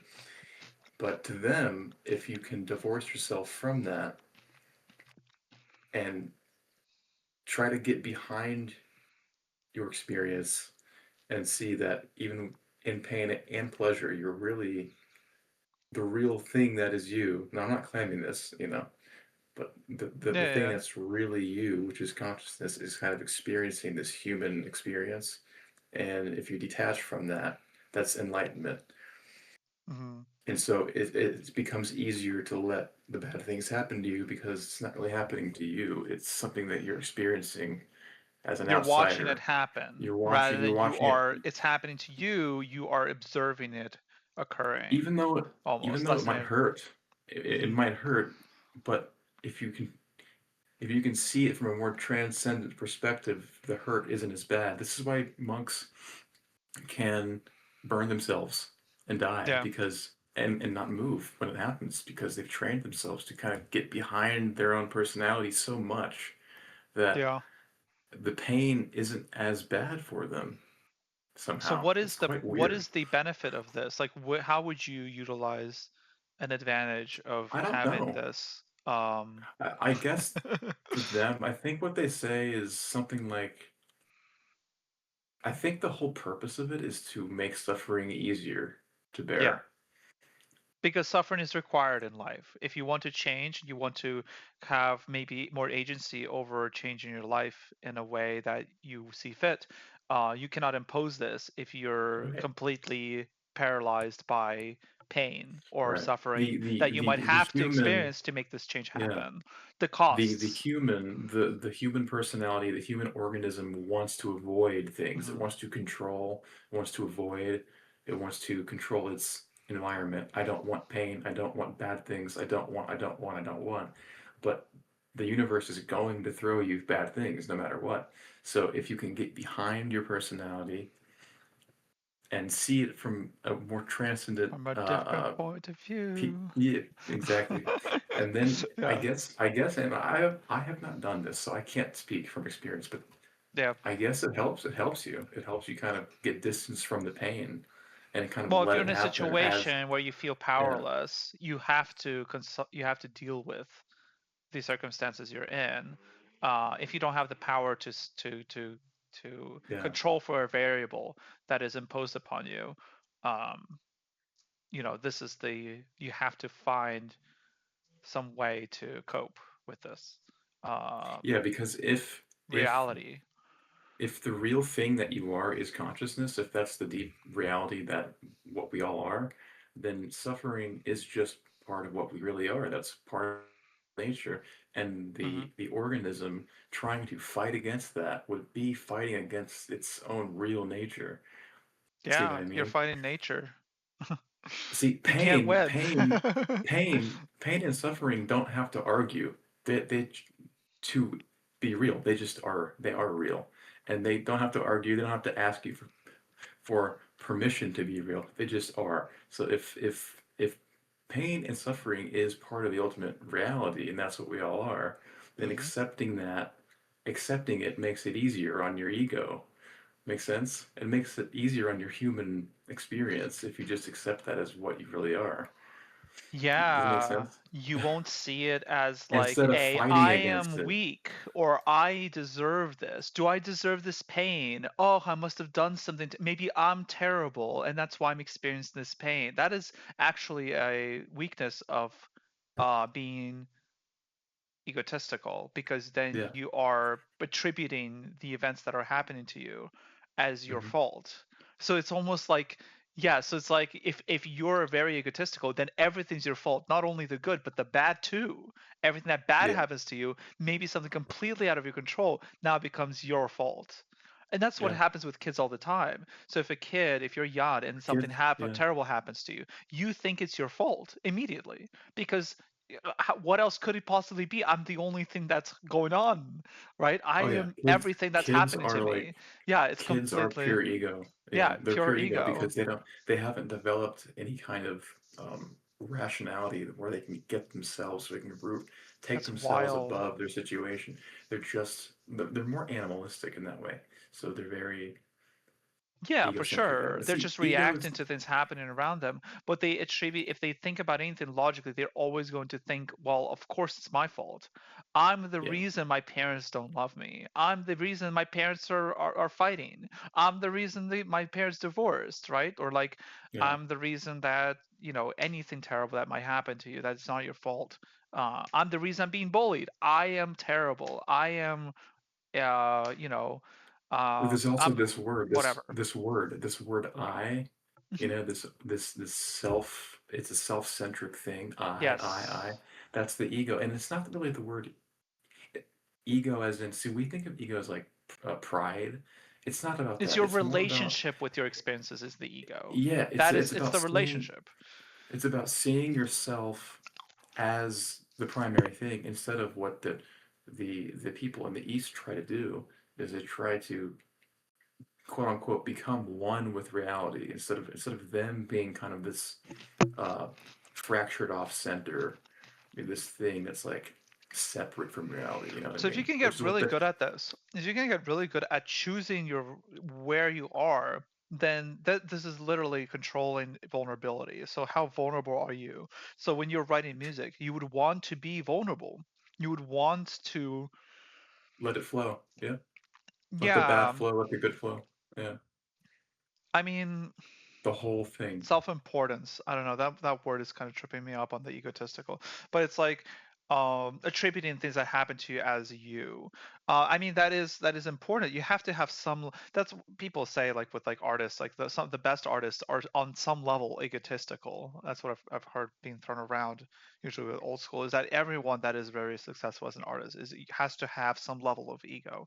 Otherwise you're not going to write. Why would you write if you didn't care Right. about if you didn't find No, it's your true. experiences important, or It's true. you It's didn't even true. associate with those experiences as relevant to you. Like, No, look, like look, you have to have ego to write you music do. because you are You like you think that it's important to express something that you're experiencing because you find you your have to have experiences relevant and important you have enough to to have tell ego to other people about. you have to have ego to survive. So Yeah, it's not actually bad. It's not bad to have that perspective. It's it's just that it's only bad when you affect other people, right? If your ego is hurting your relationships with other people or hurting people that depend on you, like as a parent or something or a partner, that is well, going to negatively. I'm using the non pride sense of the word ego, like the philosophical sense of the word ego, Which which is like how seeing yourself what you really are as being a human being, you like associate your experiences with yourself, kind of thing. That's like a very and just like super like reality level ego. yeah, it's like I am a human. I'm nothing more than a localized brain. Yeah. That's what I would call like the philosophical ego word. That's what that means. Like I am a human brain, blah blah blah. Instead of the opposite, which is like I am one with reality. I'm not really a human. I'm like this bigger thing, consciousness. That's the other side. But you need to have that ego. You need that because we are creatures. Like even if there's a duality where we are actually a big consciousness thing. And I'm not saying we're not, but while we're here, we are also in a human form, and you need ego to survive, or you will starve. You like you won't know how to do anything. You won't hunt if you're saying if your whole life is well, pain is fine because I'm pure consciousness. Pain's okay. Well, then you'll starve to death. Yeah, if you don't listen to the signals, your brain is Yeah. literally like, you have to Yeah. eat right now. Or You have to yeah. eat. Yeah. You have to go to It's work. like You have if to you feed take your this to the kids. absurd level, you're just gonna Exactly. just yeah. So that's like Exactly. moderation, right? Everything Moderation. in a moderation. No Literally, matter bro. how cool something might be to do, Right. it's always you have to do it in moderation, Yeah, or it's gonna be fucked in you some might be way. convinced of your philosophies. Your philosophy Yeah. might be true, but while you're here, I mean, there are practicalities to consider, and while you're here, you gotta play the game, bro. You gotta have some Yeah. ego sense. You can't Yeah. just have like no ego and Yep. we're all just consciousness, bro. Okay, then you're gonna fucking die. Or, You're gonna or die, bro. apathy. Apathy, I mean, is also a topic of like there are like apathy can be not good. Right. A lack of, I mean, apathy is literally like music is about. I would actually argue potentially. I think this would be quite the hot take, but I would argue potentially that apathy is the works against art in general, actually. I'm sure it Because you would does. Yeah. not create music or art unless you were not apathetic, right? Hmm. I think that's by definition. That Yeah, would you have to probably have be a.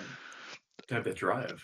So You know what's funny? think about a utopia. Why is dystopia so much more interesting than utopia to write about or think about, or so much more Be- engaging? Because a because utopia conflict, would create apathy. Utopia creates apathy right? because we don't care about anything because we already have everything and nothing matters because Yeah, everything's already done. We already did because everything. There's no that's purpose.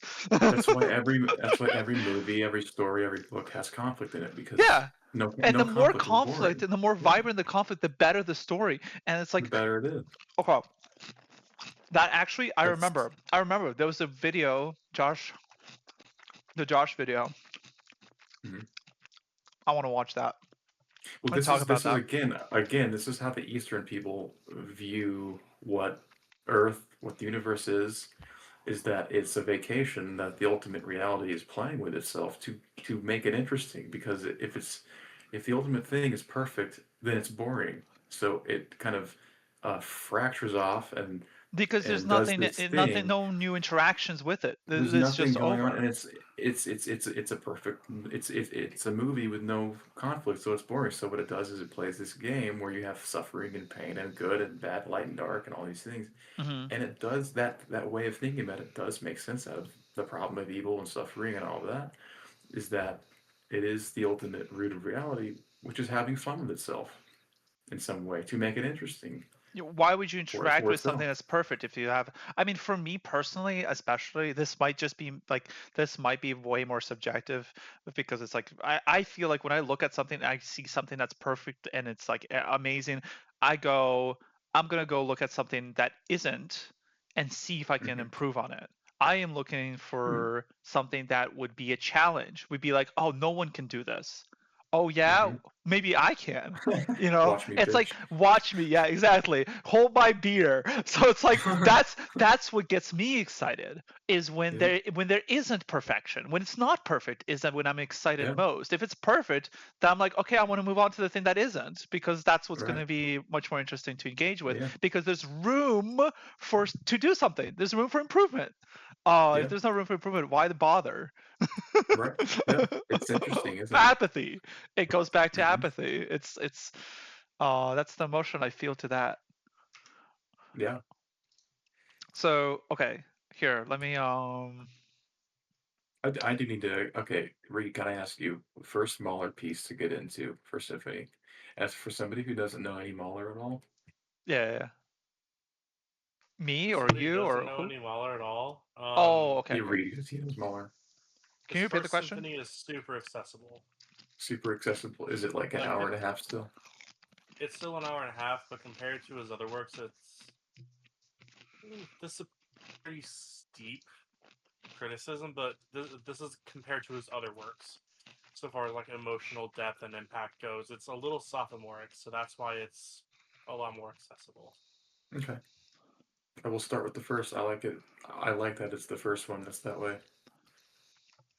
I wonder how old he was when he composed it. I can check. It doesn't have to be the greatest master. I mean, like Beethoven's first is also He was my age. It's genius, but it's like it's nowhere near the ninth. It's not even close, but it's still genius, and I love it. He composed it when he was 27 to 28 years old. So 1 year for symphony. That's pretty. I feel like that's fast, actually. 1889, the Mahler one was written. No, that's when it was performed. Oh, that was when it was performed. November 20th, 1889 in Budapest. Composed 1887 to 1888 is what I'm seeing on Wiki. Yes. 1887. It originally had 5 movements, though Mahler later removed one. I'm not sure which. That's which insane. He just took out a whole movement. Yeah, he just yoinked the whole movement. Did he repurpose that, or no? Hold on. I would hope so. I mean, wasn't it Auth0 who was like, here's a piece of music and no one will ever. Who was it that was like, oh, here's some pieces that I'm working on, but I'm never gonna publish any of them ever until I die. And then when I die, people will play my music. There was somebody that we're chatting with. Very, very interesting relationship with writing.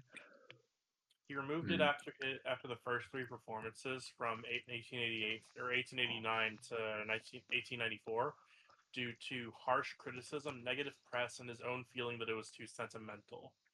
He thought to tighten the symphony structure, elevate the naive musical sentiment, and move away from programmatic descriptive titles, ultimately presenting it as absolute music by 1896. Can you imagine being like, oh yeah, your music's too sentimental. Can you get rid of it? It was the second movement too, so this would have been like 20 minutes in. You must have felt that it kind of ruined the pacing a little bit or something? It did fit the dramatic weight of the rest of the work. At least that's Mahler's own take on it. See here. By 1896, Mahler removed all programmatic elements and subtitles from the symphony, transitioning it from a tone poem to a strict 4-movement structure. Yeah. And the movement was forgotten until 1966 when it was rediscovered and sometimes performed as a separate piece. So that sort of answers one of your questions. It is sometimes performed as a separate piece. Oh, okay. So it's not just in the fire. Kind of repurposed. Yeah. That's very good. Very good. Yeah.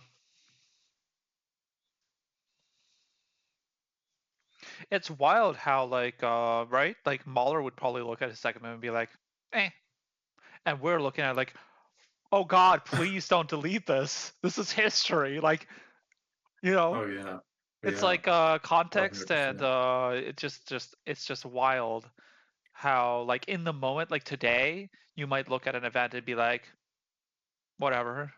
But then Mhm. like 100 years later, people would be like, oh my God, this was like Mhm. a like the timeline changing event of the light of a lifetime. Like Mhm. it just puts in perspective how much just like power you think you have. No power in your life and in the world, Mhm. but you have an insane amount of power in the world. Insane Like that amount of should be power. such an empowering thought, to think that like you could do something, and you could be thinking about doing something, and when you pull the trigger or don't pull the trigger on it, that could be like a history, humanity defining a Oh moment, yeah, and you have no idea until it pans out. no You idea. may not even know in your lifetime whether it's Right, a big deal. that's true. And that That's should very be true. inspiring. That should be like, hey, even if you're pursuing something that maybe nobody sees the target. There's this famous phrase that I really like.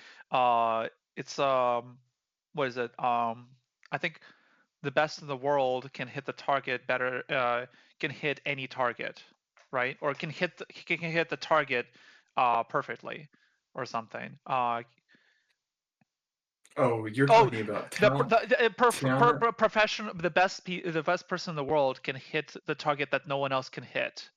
A genius can hit a target that no one else can see. Let's see. Yeah, what's talent? Is talent can hit a Oh, target that's talent. there. That's what it was. Genius hits a target that you can't see, Hmm. and that's Yeah, totally true. talent can hit a target that no one else can hit, and then genius Yeah. can hit a target that no one else can see. The Which, geniuses throughout history in science and art, um, and I guess in some respects business, but I don't know about that. Um, art and science, you have these geniuses that come along and certain movements will bottleneck inside of their talent, and they will change the landscape in a way that you can't go back. The game has to be played differently now because they've revealed yeah. something new about the field. They've shown light on something new. You cannot go back, and that's what the real geniuses do. It's Hmm. fascinating how that works. And there's not that many of them, but And it's genius because nobody else saw that as a target. nobody, yeah, Nobody knew that this was a target nobody worth knew. pursuing, trying to And hit. it takes the right person at the right time for the bottlenecking to happen in them. And this Yeah. happens in science too. Einstein, he wasn't alone. He was standing on shoulders, but it all coalesced in him the right way. And Well, he was able to utilize everyone else.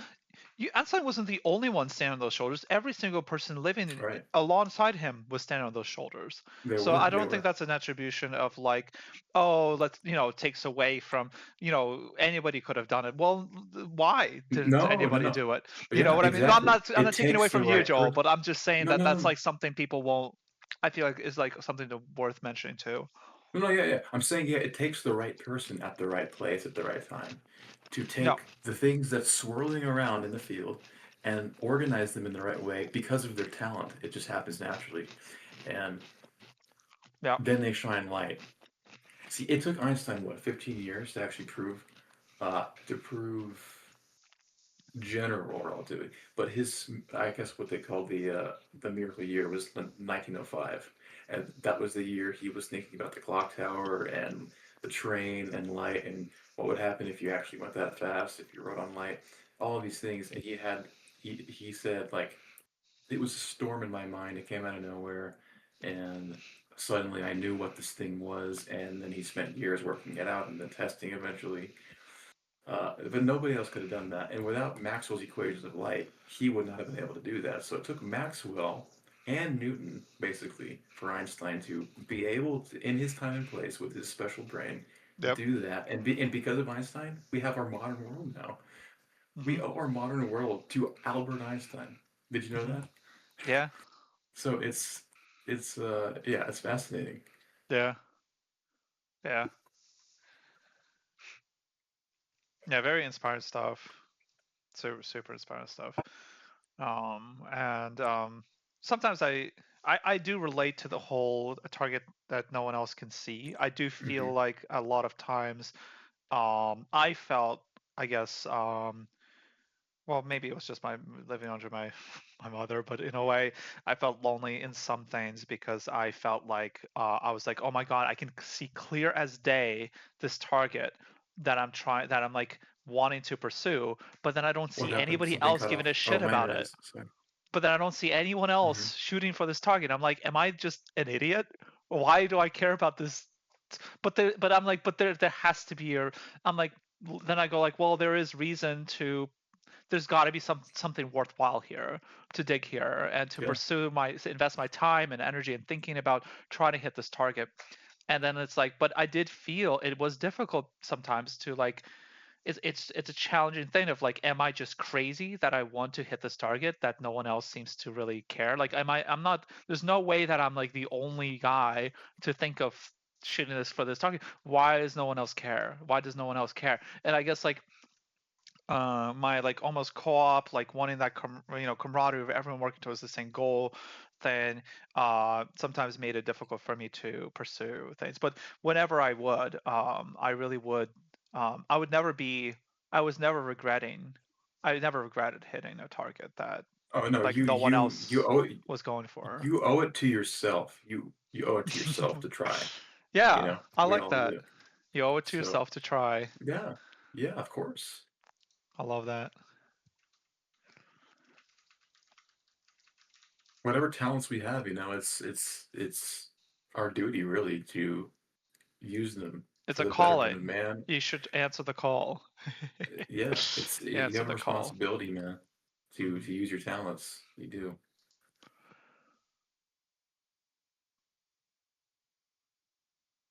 Oh my gosh, like I just saw a chat message and it's like likely ban evader. Best viewers again they sending a fucking link to a thing. Wow. Why who in the world would ban evade into a dead stream? What is wrong with Right. you? What the fuck? What the actual fuck? That's insane behavior. That is insane. If that's real, that's Yeah, that's special. what it's telling me right here. I don't you guys can see right here. Likely ban evader restricted message. And because it's the same message, it's literally like I think identical to the other one that I got rid of earlier today. Oh, I don't click on links that end with .ru. Just on principle. Because it's What does Russian. .ru mean? It means it's a Russian Russia. website. Nice. Oh man, But, I'm while Russian, y'all have been so it's talking, really I've funny actually to done me. a bit of digging. I've actually done a bit of digging on the reception of Mahler's First Symphony. Yeah. And it wasn't great. It wasn't great. Yeah. Early audiences and critics were often baffled or hostile towards it. So like the Budapest premiere got a mixed to negative response. Notably, this critic, August Beer, wrote that the audience liked the earlier part, but after the funeral march, the mood changed, and after the finale, there was audible opposition. Audible opposition. Oh my god. Is it true that you would never ever get that today? It's just absolutely impossible. No, Audible absolutely opposition at a concert is like a sin, like a cardinal sin level of behavior today. And if you can believe it, some critics were even meaner. One called it a parody of a symphony. And Victor von Herzfeld, who knew Mahler personally, basically said he was a conductor who failed to prove himself as a composer. Damn, that's harsh. Okay, I will say, personal take on Mahler, I think it's very grand and like I said, like that slow wheel kind of turns. I do think for me, personal taste, I do think it takes quite a while and he'll just sit on these chords.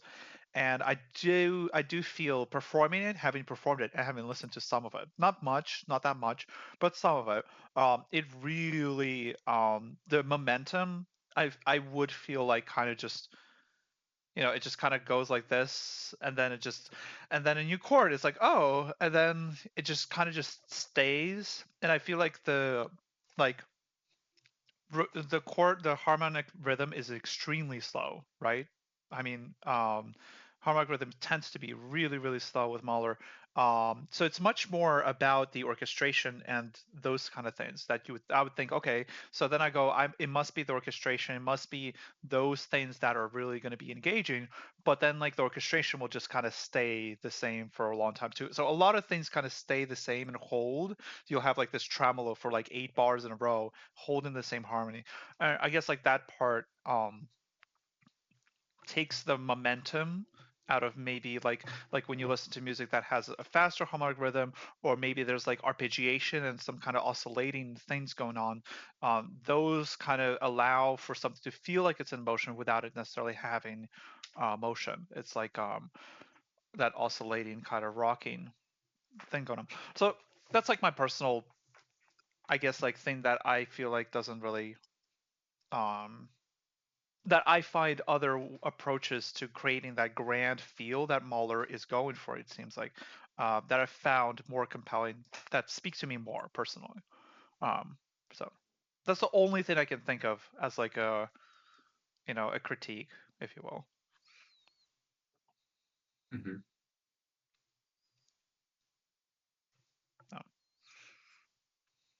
Like if I think of Wagner, I think Wagner also has really, really grand and slow movement of like ideas and things, and sitting on these things and just the grandness.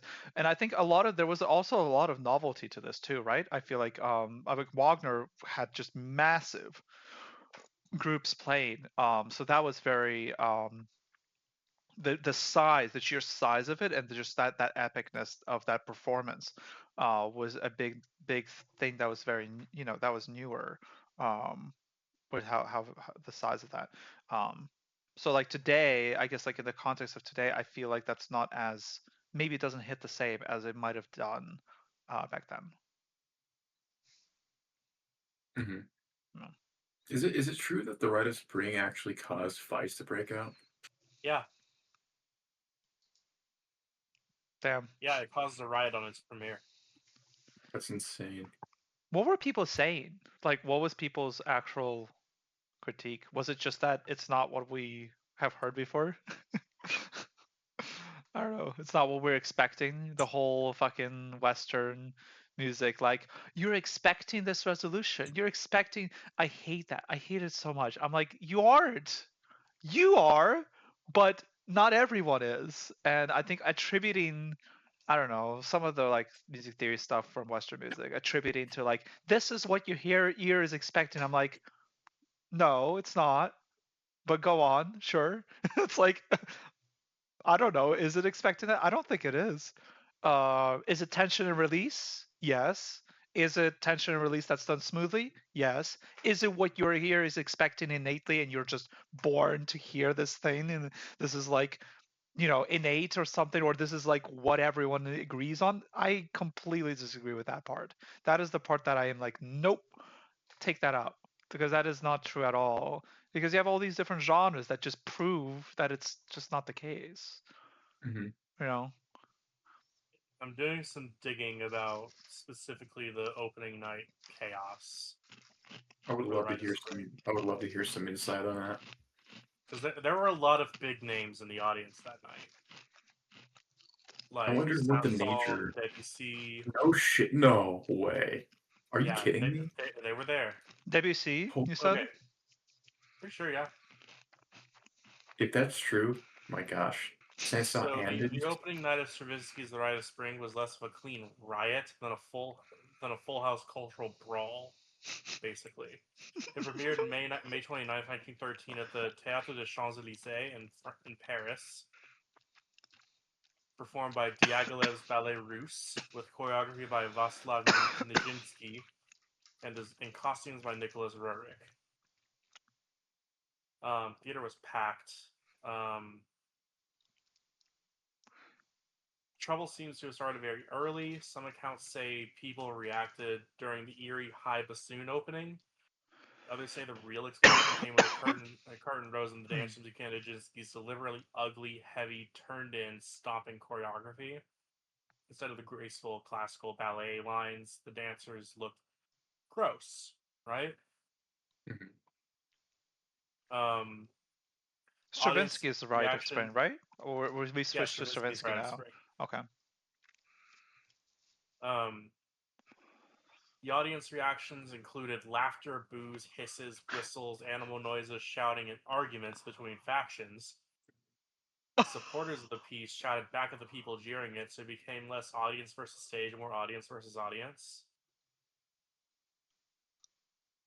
Can you Backstage imagine wasn't playing much this better. piece and then like this is happening in the audience while you're trying to focus on keeping track Lord. of time?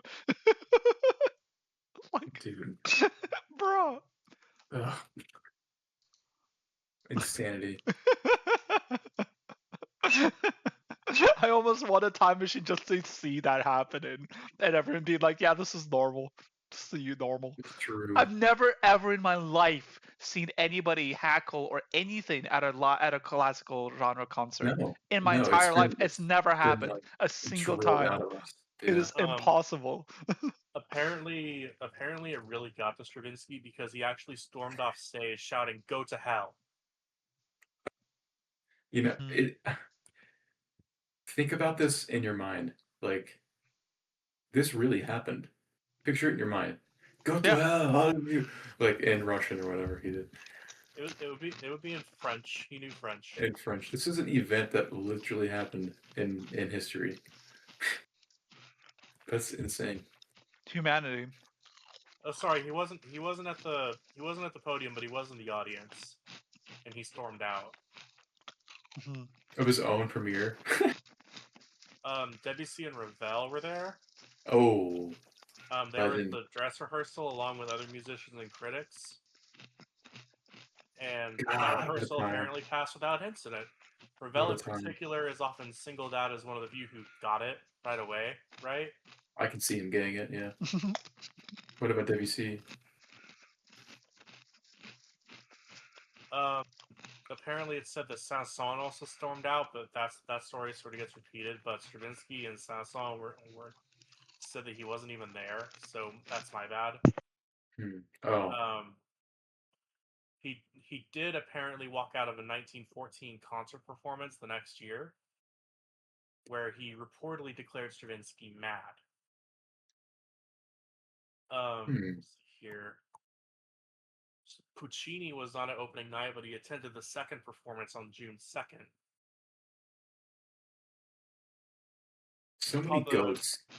He called the choreography ridiculous and the music cacophonous. Quote, the work of a madman, while noting that the public hissed, laughed, and applauded. Can you link this so we can take a look together? I got a few links, actually.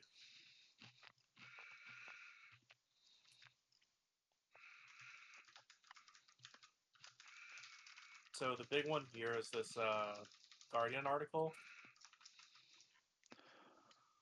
which I know the Guardian don't. Still. Some of the details can be found on the Wikipedia page for it. In fact, most of the details can be found on the Wikipedia page for it. Let me see here. Yeah, the Rite of Spring has its own dedicated Wikipedia page, so I'll link that too. I need to listen to it a little, just a refresher.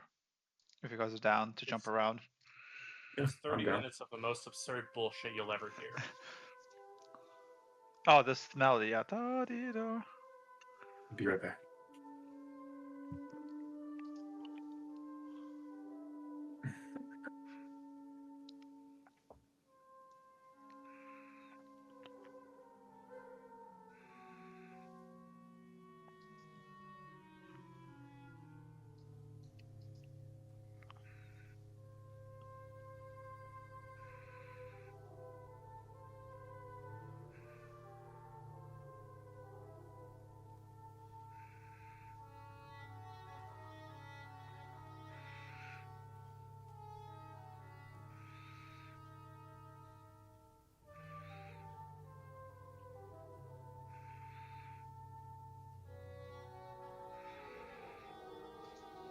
I will say Stravinsky makes good use of motif in this piece.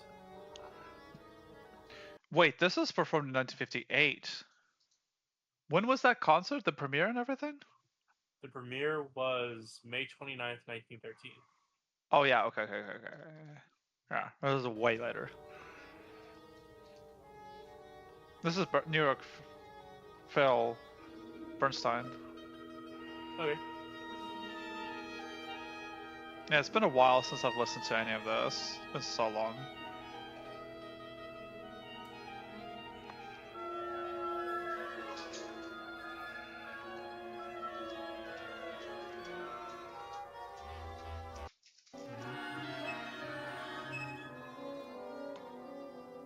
The Wikipedia page also has some helpful guides on how to read some of the rhythms. That's nice of them to do. There's definitely a lot to digest this stuff. Flute alto going at 10 tuplets, 30-second notes. Jesus Christ. I've actually never seen the score. So... Oh yeah, this is a good video for it. I've actually seen this video of it. It's really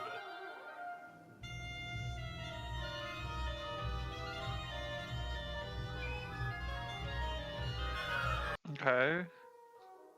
So then you get the same melody here.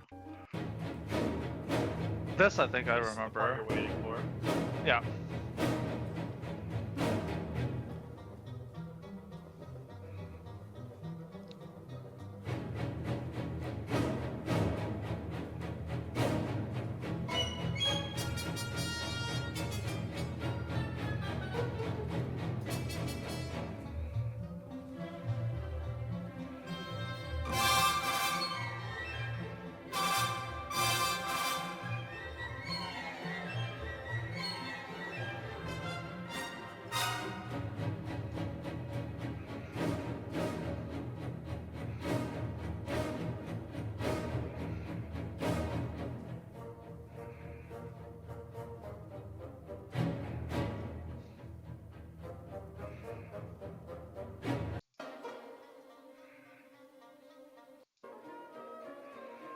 What would be the most recognizable parts from those spring rounds?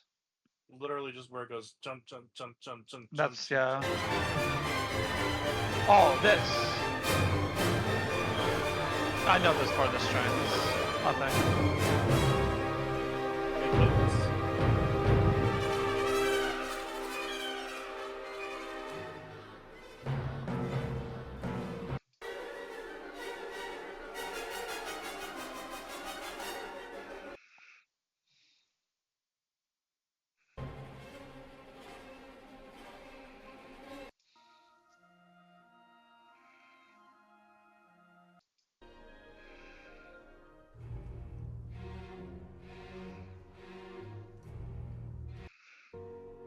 By the way, this, like today, like looking at this through the lens of today, this would be literally perfect for film. Like this is like perfect stuff. It's cinematic. It's great. It's cinematic as fuck. Extremely. Like this is actually kind of like where we went with film music in some ways. At least like a lot of older films that stayed very like strings and very symphonic only, you know.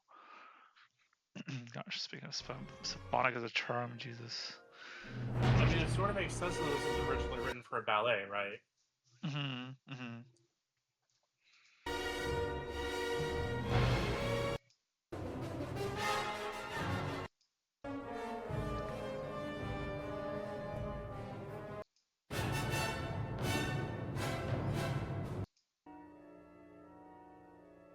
Sacrifice.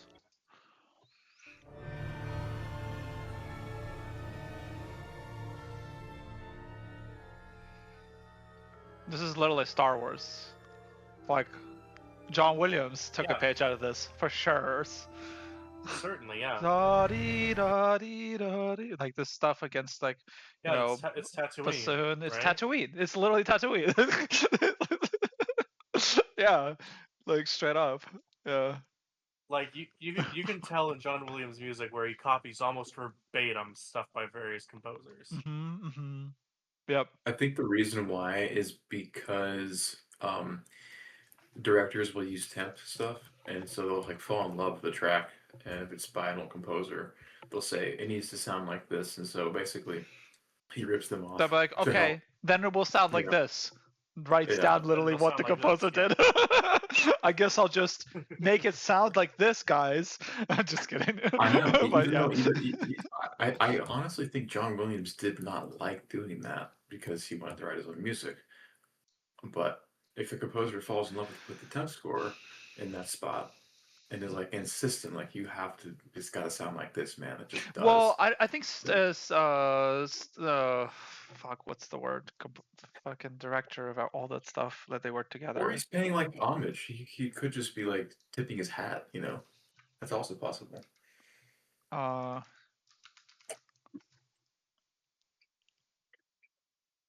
Steven Spielberg, right? Steven Spielberg worked with John Williams for so many Yeah. years, Oh, yeah. and from what I've heard from him talking about him, from some of the interviews or something, he would just give he would just make the scene and just give it to. There was very little that Spielberg needed to do or say even about the music really.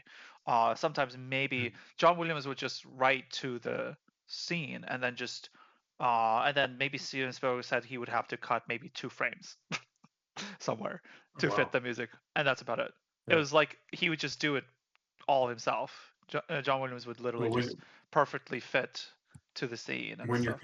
when your composer is that good, best to just stay out of the way, you know. Exactly. Like John Exactly. Williams is only going to make your movie better. He's only going to do Yes. that. If you So let him do what he wants, what he wants is what you want. You want what he exactly. wants. Just this is the Beautifully whole said. I absolutely love the whole like why are all the names escaping me today and taking me a while? When he Apple. passes away, I will actually cry. Bill. I think Yeah. Oh yeah. Oh my God. that'll hurt. That'll hurt a lot. That'll hurt Yeah. tremendously. Who is Steve, who is the next in line? Who is the next greatest? Like when I he's mean, we done, have Hans who will Zimmer be? technically. He's younger. He's okay. He is the torchbearer, but not in talent. He's not the next guy in terms of talent. I don't think. How old is he? 68. Hans Zimmer's 68. And John Williams is very old. 93, I think. Oh my God. 94 now. Stay up to date, brother. 94. Oh my God. You know what I'm really scared of? I'm scared of Ian McKellen dying. That's gonna be crazy. Ian McKellen is 86. He does. Yeah, that's gonna be a horrible day for me personally. That's gonna be probably one of my worst. Why specifically him? Oh my God. He's acted in every film that I love to absolute death. He was in Lord of the Rings as Gandalf. He was Magneto in X-Men. Yeah, did you know that? He actually that's same actor, by the way. And then he's done an incredible amount of amazing films. He did Mr. Holmes, which was Sherlock Holmes, basically.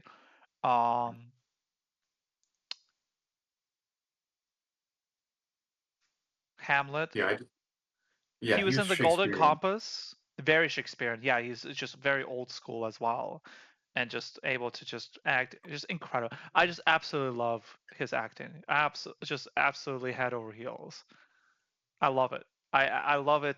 Just the ability to make it just completely soak in to the character, completely be caring about exactly what the character cares about, and just being just such a passion. Like he is able to deliver and express a character in a way that the character is like actually cares in the moment. Like it's just his ability to just saturate the character caring in the moment about what they care in the story, and just like that you literally feel like this is a real human, character. Like this has human everything, right? It just feels so saturated. Yeah. It's incredible. I love it. Yeah. Ian McKellen has to be one of my favorite actors of all time, next to Harrison Ford, probably. Harrison Ford's awesome. Yeah. I love Harrison Ford. Oh my God. So what I was going to bring up was Steve Jobs. Steve Jobs was like, I don't, his whole thing was like, don't, you want to hire the right people, and then you want to get the fuck out of their way and let them do what they want to do. That was his whole thing, was build the team, inspire people to come work together on an idea, and then fucking let them do their fucking job. Because so many companies out there will fucking be like, oh yeah, we're gonna hire all these amazing talents, and then we're gonna fucking tell them what to do. It's like, what the fuck are you hiring them for then? Just hire someone just out of high school and tell them what to do. You'll get the exact same results. The point of hiring someone that is incredible at what they do is to fucking shut the fuck up and let them do what the fuck they want to do, because they're gonna do everything right, and you have no idea. It'll be wizardry. It'll just be done. That is your job. The number one job is to get the fuck out of the way. It's the same thing with conductors. As a conductor, your job is to get the fuck out of the way and let the musicians power the music. Well, like your only job, your actual job is in the rehearsal. Your job in the rehearsal is to enable and guide the rehearsal in a way that's going to enable the musicians to play the music out of to their full potential. Well, I think it's a little more nuanced in the conductors because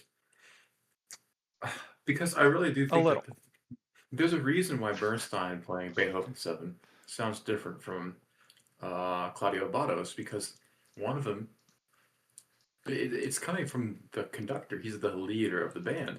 Sure. So I do think that their input matters more than kind of how you're saying right now. But I guess you might have, but I think you really are, you're not playing the music. Like, you're not going to be playing the music on stage. Yeah. You can inspire people. You can guide the rehearsals, and you can guide the music in a way to bring out certain elements of the music in a way that's going to be most compelling. But you cannot play the music for them. You just can't. No, you can't do it for them. I just find so many conductors that I feel like there are not everyone, of course, a ton of great conductors out there, but there are a good few that just don't get this. Sometimes they just. They won't let the musicians rehearse because they want to go on their monologue about, egotistical stuff where they're like, I understand the music so well. Look how much I understand about it. I need to tell you all about it. It's like, that's not what that's not in the best interest of the musicians or even the concert, really, sometimes. Show, don't tell, one. I think the less you talk, the better. Honestly, I think most people can agree that the less you talk as a conductor, the better. The more time, because the more time you talk, the less time they're playing. The less time they're rehearsing. I played for 2-ish years, 2 and some change, under Lorin Maazel at his summer camp, summer retreat thing he would go to. So during the summer, when he was in his older years, in his last few years, he ran this student essentially orchestra. You auditioned in, and then you played in it, and he would run rehearsals. He conducted New York Phil for decades. Nice. Yeah, he's absolutely a legend. Probably one of the best conductors to ever have lived, Lorin Maazel. Wow. Incredible. And his rehearsal, he'd barely talk at all. It was just measure numbers, and he would just restart somewhere and just conduct differently in order to rehearse. Interesting. Instead of trying to explain it, just explain as we go. Just play and conduct and explain that way. Yeah. Okay. It was awesome. We played Beethoven something. There was one symphony that was a big highlight for sure. A symphony we played. Yeah, it was wild. I was the youngest member to ever be in there. I was 16, and I think they only permitted people 18 plus, really, usually, and I was an exception. I was able to play. You'll never forget that. That's amazing. Yeah. We went to Oman together on a tour, and we played La Boheme in Oman. Yeah. Where? Oman, like a fucking Middle Eastern country. Oh, wow. The Middle Eastern country was closed for years, and when it just opened, he got a concert to go and play there. So he took his orchestra. that summer And orchestra. you were 16. And I went. Yes, I was 17 for that one, I think. So cool. Yeah, and we played La Boheme in Oman. Wow. It was What's La wild. Boheme? Huh? What is La Boheme? Oh, La Puccini. Boheme, Puccini. It's an opera. Opera Puccini. So it was just we were on stage and there was just the singers on the front. It wasn't like a. Is that the one where it goes yeah da ba ba ba ba ba ba? That's Carmen. That one. That's Carmen. You're right. Yeah. That's not even That's one I Puccini. can't. Okay, that's the one time I won't forget the name of a piece of music. It's Carmen. La Boheme. What was the most? There was some just iconic stuff in there, of course. The Musette Waltz, maybe. Oh, it's just the most juicy stuff ever. It's so. Oh gosh. This one.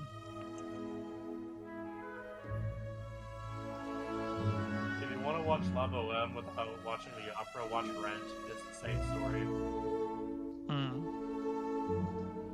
Have you heard this before, Joe? Rent is basically La Boheme. Nope, I have not.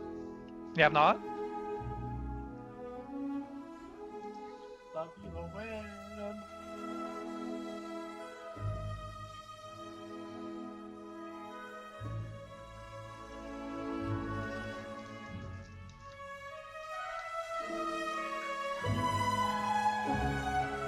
Sounds nice. Oh, I love Puccini.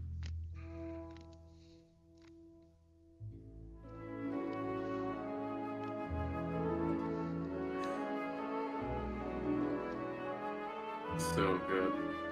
That's so Puccini.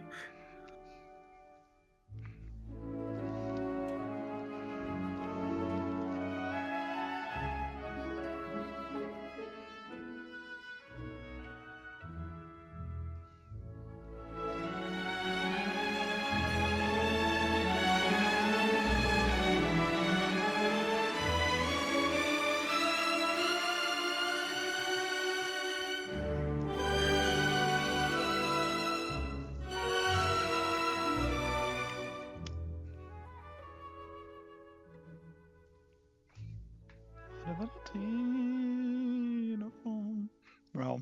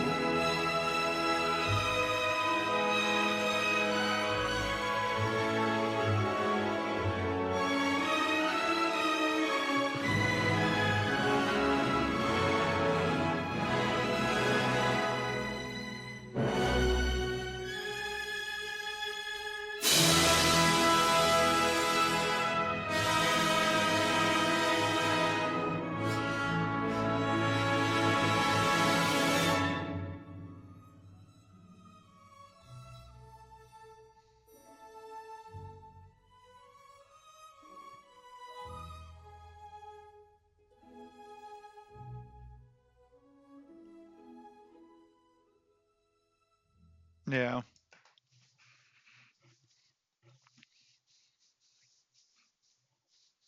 So Lorin Maazel was a violinist primarily, and he would conduct always two like this because it was like natural bow arm kind of motion.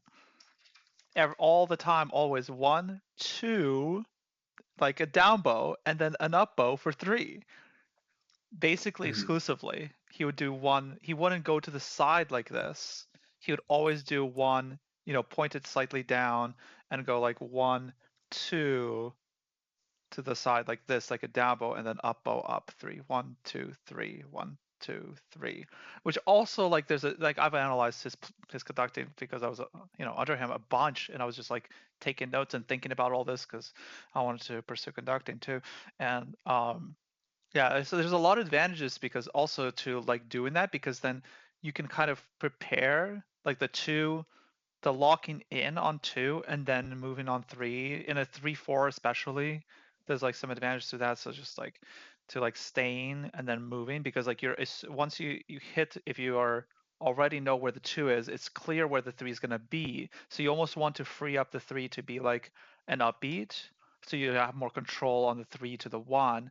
You really care about the 1 going to the 2, and you really care about the 3 going to the 1 again. The 3 is just so obvious. You don't need any bounce off 2 to show 3 unless you really have to. And in those cases, then you can break the pattern, and then it's really obvious you're breaking the pattern. So it's like, yeah. So there's like some little tricks that like, it's funny because like the one time I came up to him and asked him, I was able to, like, everyone wants to talk, all these people and everything. So like, and the one time I got through and was able to ask him a question, I asked him a specific question about a spot of something like, are you conducting this way because of this like reason? And I was like, to show that I'm thinking about what he's doing and seeing if like maybe on the right wavelength of what he's thinking. And he was like, basically his answer was, like I was like I was asking, is this generally what you would do in a situation like this and like thing? And he was like, there is no general, like every situation is like unique. Basically his answer was like, there is no like generalization, like don't generalize. It completely depends on whatever. And I think there are some things you can generalize, but I think maybe he was picking up on, because I was at that age, I was very much looking for what are the generalized rules for everything. How does everything work? I want to boil everything down to a generalization across the board on everything. So I was very like that. So I think he probably might have picked up on that and was like, hey, don't think about it like this. Maybe, yeah. It was really obvious. I was overboard on that. So yeah. I got you. Yeah, this stuff is all juice. This music is it's great. Juice. The juice, La Boheme is gorgeous. Definitely give it a listen sometime. Have you don't remember the music after having seen it from back then? I don't remember. Man, I was like 18 when I watched them. It's been a long time. Oh my god, let's listen to some. I know it's Hans Zimmer. So good. Now, I'm not the biggest Hans Zimmer guy for multiple reasons. Ooh. Mm-hmm. The thing is with okay, before you start this, the thing about Hans Zimmer is that it's Hans Zimmer and Company. He has ghostwriters who work for him. And so whenever you have a theme that's brilliant, like ba-da-bum bum ba-da-bum bum The Pirates of the Caribbean, ba-da-bum, or whatever, pick whatever movie, you don't know if he has actually written that theme or if one of his people has written that theme. But the poster just says music by Hans Zimmer. So that's my only beef with him. I don't know if he's writing his tunes or not. Yeah. He does work with a lot of people. He does collaborate a lot with people to make these tracks. He has a team of ghostwriters who work with him daily. So he's a good collaborator. You can almost think of it as almost like a Steve Jobs situation as well. Right. Like Steve Jobs, yes, he came up with all this stuff, but I don't think he's completely alone. It's the only thing that was pushing forward to create what we have with the iPhone and everything else. I don't think you can. About Jobs. Yeah. Steve Jobs. Right. He also is like, I think there's a lot of great people that some of them did work alone and some of them did not. But they still had implemented some kind of ability to bring people together in a way that would create what they were attributed Hans for. Zimmer, Hans Zimmer is obviously brilliant. The problem that I have is that when I hear a nice theme by you don't know if it's Hans him. Zimmer, Yeah. I don't know if I should praise him in my mind or praise Joe Smith, the guy that was working with him. So. Yeah. Well, here let's hear a little bit. Oh yeah, for sure. I could even analyze it right now.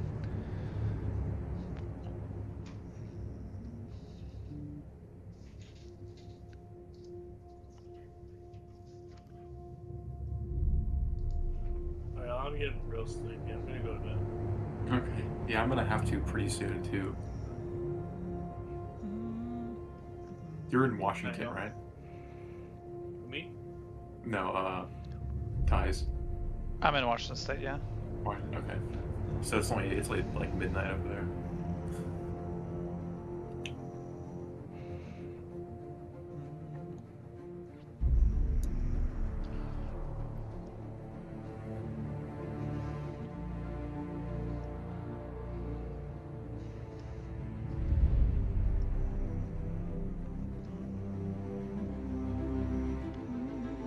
minor.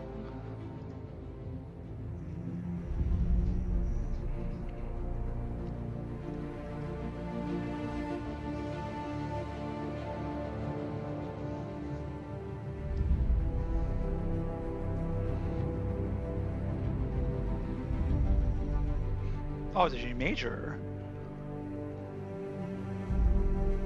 G minor.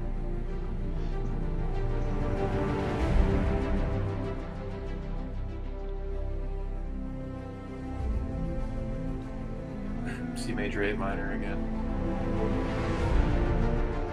B flat major. Yeah. Oh, back to A.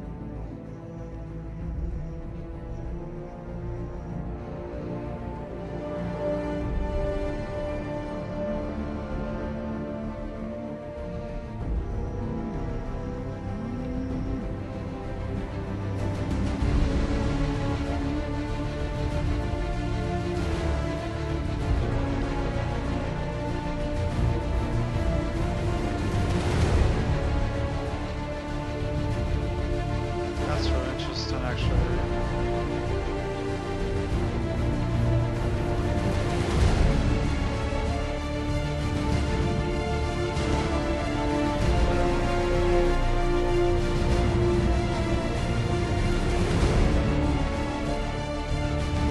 This is bringing me back to this.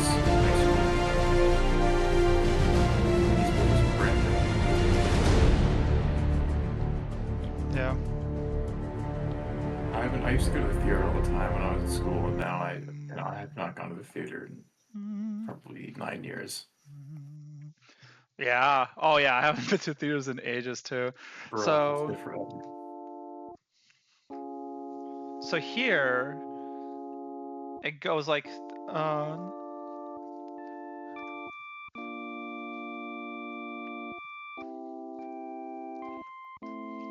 right? That's kind of idea.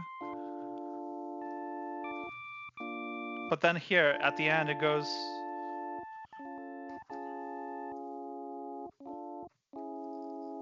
Right, it goes like a chromatic motion stat, which is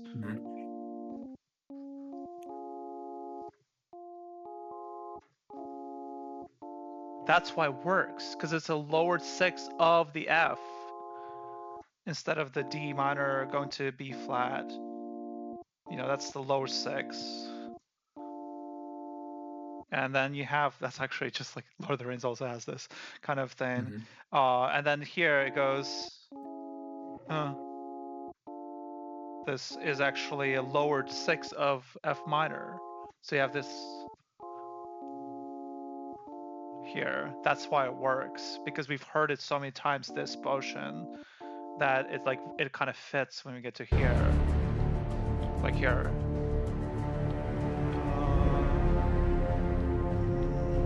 That's a D flat major. Isn't that wild? How that like is like feels right? I feel like that's so wild that feels right.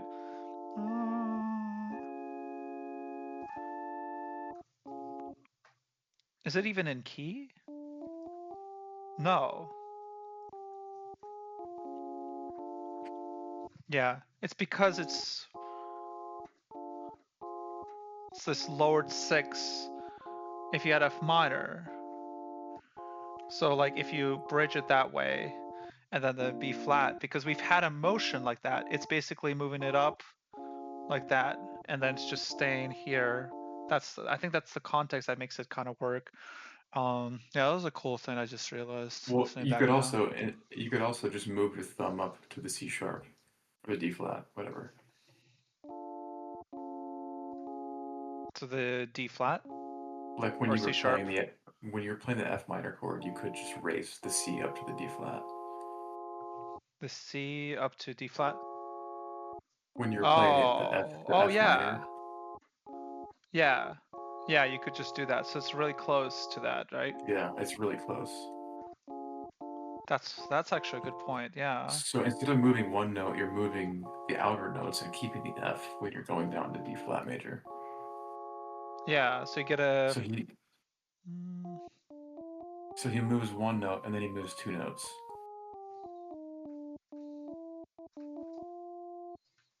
Which is kind of cool.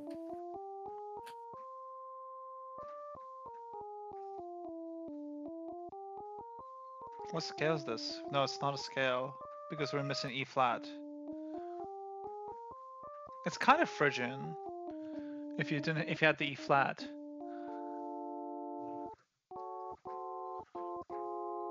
Right?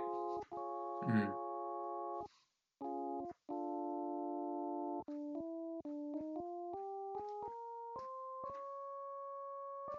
But you have the D flat in there, kind of. Yeah. Yeah, that makes sense to kind of treat as a. Isn't that like Locrian kind of stuff? I'm pretty shit at my mode names. I think that is Locrian. Color. I think it is.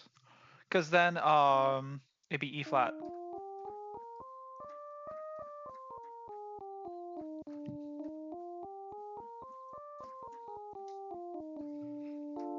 And this.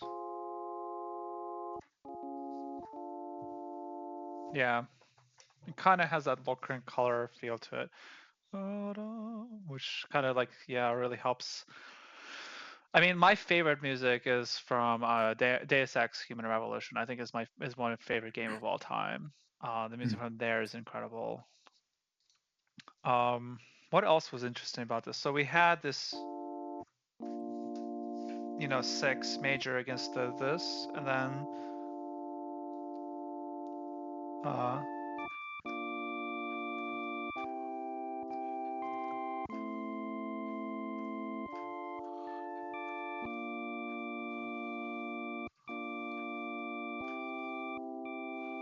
so like this 4/7 is almost like you get the third of the chord becomes the 9 of the chord.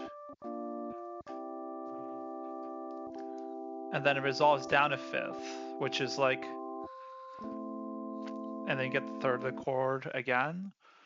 Oh, so that's the piano keyboard I was talking about. It's on your screen now. It's on your this screen here on Discord. Yeah. But that's not showing up on stream. This is what you see on stream. Why is it on Discord and not on the stream? Because I'm streaming my monitor, my entire monitor. Otherwise, you wouldn't hear the Omnisphere playing the piano. Okay. And if you didn't hear, and if I only streamed the Omnisphere, you wouldn't see the keyboard. So the only way to give you everything real time would be to just stream my monitor and the audio coming from my PC to my headphones. I got you. Yeah, that's what's going on. Yeah. So this is the actual stream is this. Okay. Yeah.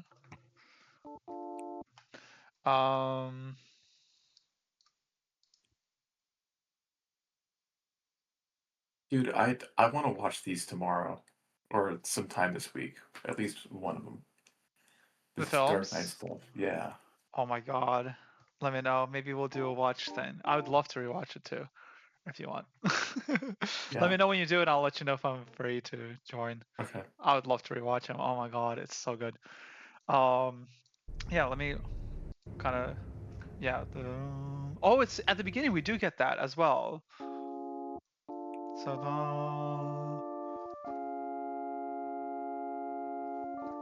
right, that's the opening. Literally.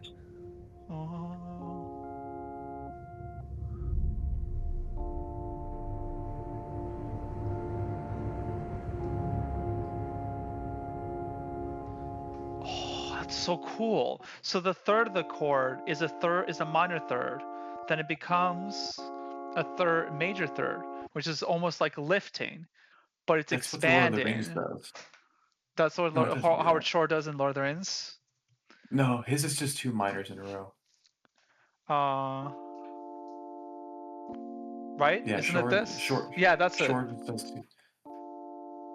Yeah. What was the fucking melody in that?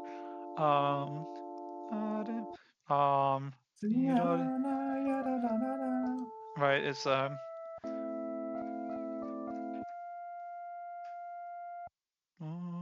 It's it's a F minor. No. It's something like shit.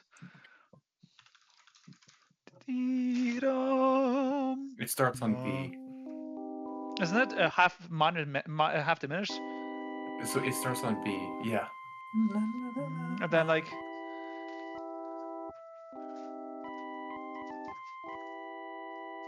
That sounds about right. I almost have it without even having to listen to it. OST.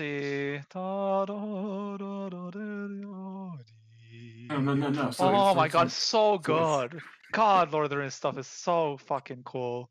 Sorry, yeah. It starts on F minor and goes down to E minor. Doesn't it go up? I thought it went up. No, it starts on F minor and goes down to E minor. Oh, this whole thing. It's just a parallel minor chord.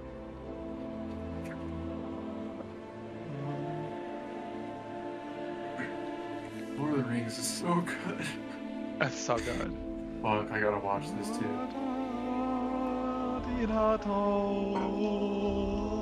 And then get this.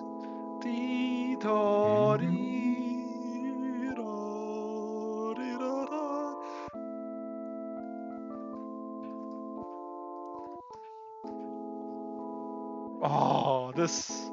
Oh yeah. Yeah, there's just having a half diminished 9 on 1 is insane as like a minor. It's like, oh, there's so much tension off the bat because there is in the story just insane tension off the bat. The opener is just such a there's so much conflict. Where's the half diminished? I don't see a half diminished. Right here. It comes up. So I don't see a half diminished. right here.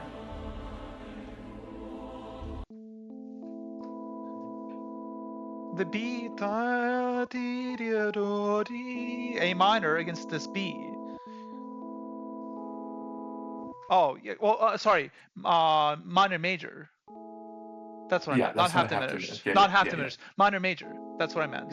Right. You have a minor major 7. Yeah, minor major. Otherwise known as a spy chord. As a what? Spy chord, yeah. Spy chord. The James Bond. Yeah, James Bond. Yes.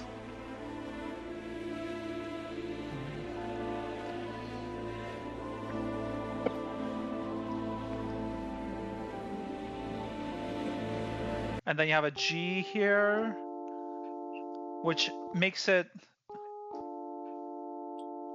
separates it, right? We have a whole step, which we don't have before, to kind of establish this D as like sets that as a pedestal here. And that's when we have the motion, is when he has that whole step there in the, and then that's like a perfect little way to separate the harmony. That's F minor.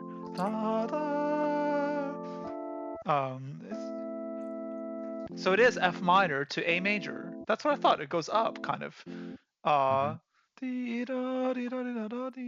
Is it Shadows of the Past?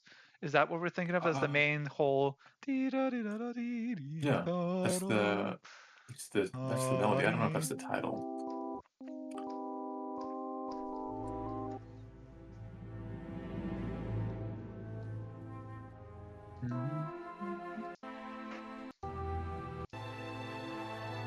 It's coming up. It's right here.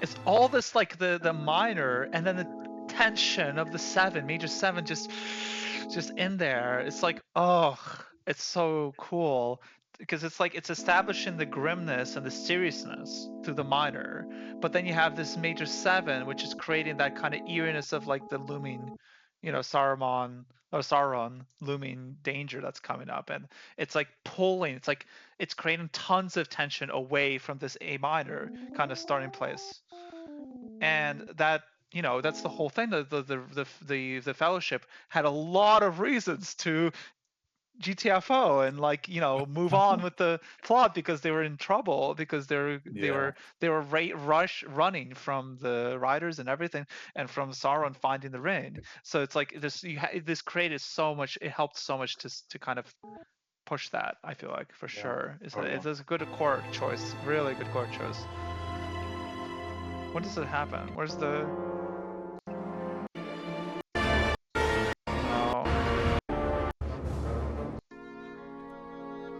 Oh.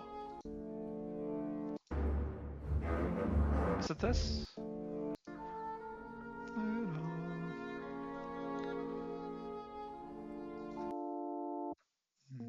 Yeah. Yeah, B flat minor to D minor.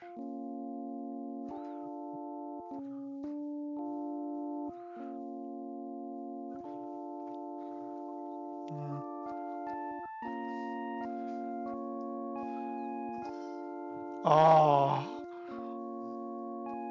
So you have this highlighted and then resolving instead of like that, which would be a dissonant resolution. There's no way. It's like inevitable that it has to go somewhere weak. It's like the setup is forcing a weak resolution. It's actually really clever there, for sure.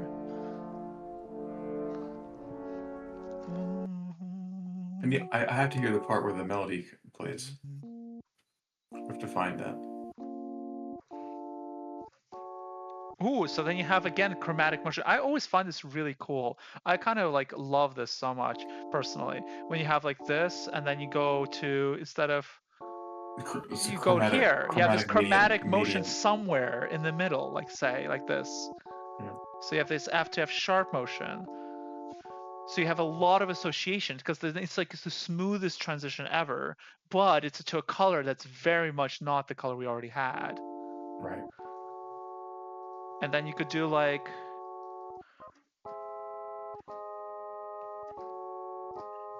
right or something like that's a half step. Yeah, anything chromatic like that gives you interesting, kind of stuff in there.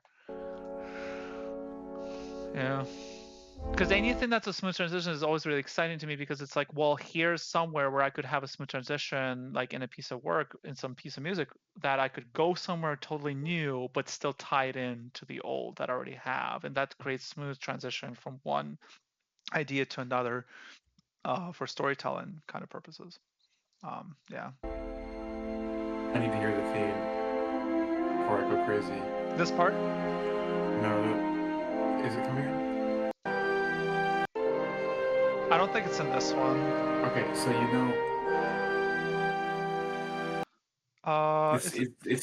it's the music that plays right when you open the movie. Yeah, I have to know. I have to confirm that the harmony in my head is correct on that. Let's just do the Lord of the Rings opening scene. The opening scene will have it. It'll literally have it. God, it's so fucking good. It's insane. It's so insane, man. Oh. The world is changed. I feel. You have all this stuff. I smell it in the air. You have that Hungarian scale we were talking about the other time. There's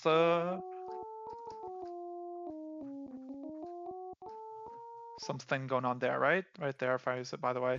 But anyway. I feel it in the earth.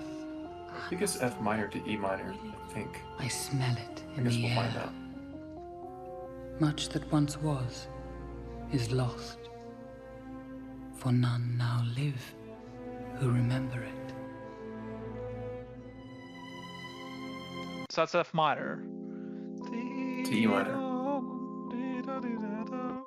E minor, yeah. So it's just two. Yeah, it's just two minors in a row. And it's literally chromatic. Isn't that wild? Genius. It's genius. That's genius.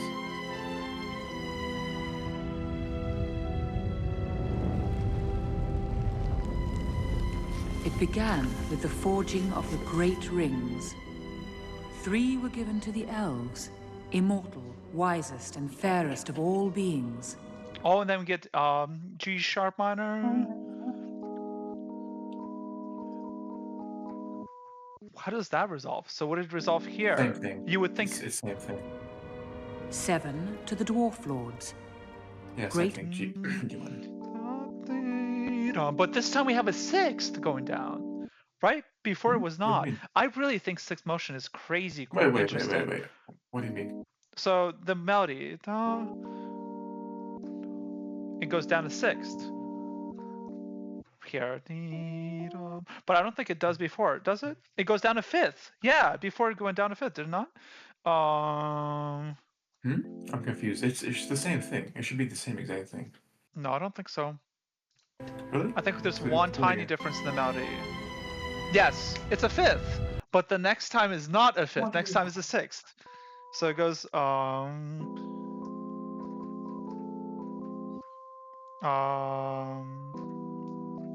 right? It's a 5th down. Right. Answers the cello or something, and then. So what's the next one? Now then it goes G sharp minor.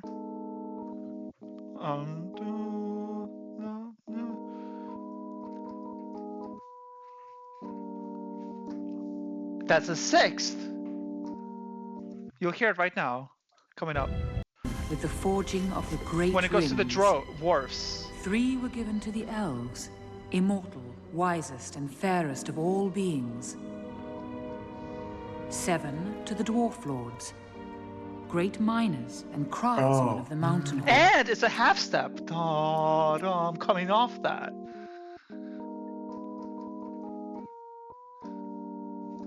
And it goes to half step here. But you get a minor. Because it's low register as well here. 9 rings were gifted to the race of men. Can you pause who it? above. So the reason why is in the first one, when it's playing an F minor. Oh, is it the middle voice instead of the top? I forgot. Maybe it's a different the top member. Voice. Yeah, it's a different member. It's the top voice. It goes to the C. On the next one, he's going to the middle voice. Yeah. So in the first one, what was it again? It was F sharp minor to F minor, right? Or F minor to E, F minor to E. It's F minor to E, yeah. And then the tune is B to C. No. B. It's B to C. So it's the top. Yeah. It's the top 5th voice. of the chord. In the next iteration, it's starting on the middle now voice. It's starting in the middle voice. Now it's actually really close because it only goes down a half step, whereas the harmony moves up into it. Right. So then you're playing in the middle voice, and it's going up away from the middle voice. Because before it was reaching up to the 5th, now it's reaching from. So like even though the motion of the voice, the melody is the same, the like intervals that it's moving in, it lining up with the harmony versus not is different. Where the beats are for lining up versus not, which it makes it very like less square. It doesn't feel like the square thing as much, which that's the magic. That's such a clever way of doing it too. No. Do it do it the bad way. Do it the bad way and go. It'd be like. But repeat the melody. Yeah. See how bad that is by comparison? Oh God, yeah. Because it's not as close. That's the whole thing. Because before it was B C. Right. Now it's B flat B.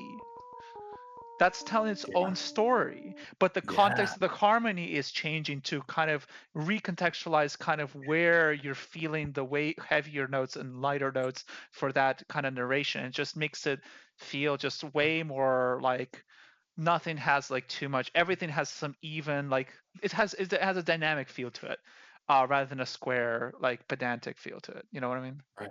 Yeah, totally. Yeah, It's so cool.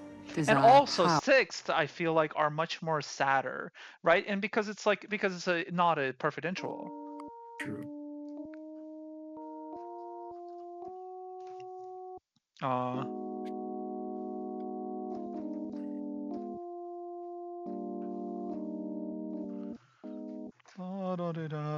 Yeah, so it's like the sixth is because it's not a pure interval. It's like a sixth is more dissonant than the fifth, so it's getting more dissonant with the melodic motion here, and weak and stronger but more dissonant. Race of men, Yeah, because it's who going above towards all the else desire power. And then okay, so and then it becomes the fifth. So it wasn't the fifth, and now it is the fifth. So it'd be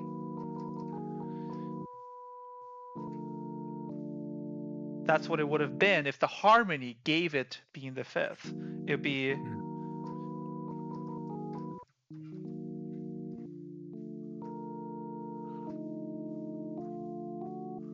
would that even work? Wait, how would you copy it over if you wanted the harmony to follow the melody to move by a half step? So it'd be so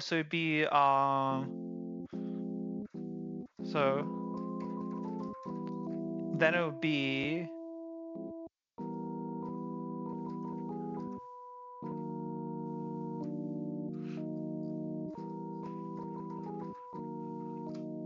right? So then it does land on this, but it doesn't do it during the transition here. Race of men, who above all else desire. That's wild, because it gives you this E flat move away to, because otherwise it would have been this. How did we get D though? What? Oh yeah, because we're not following. It's not the same follow. Yeah, because it's not the same follow. But how would it be if it was yeah, it wouldn't work. Because it's the third of the chord going into it. Yeah. Whereas it would have to be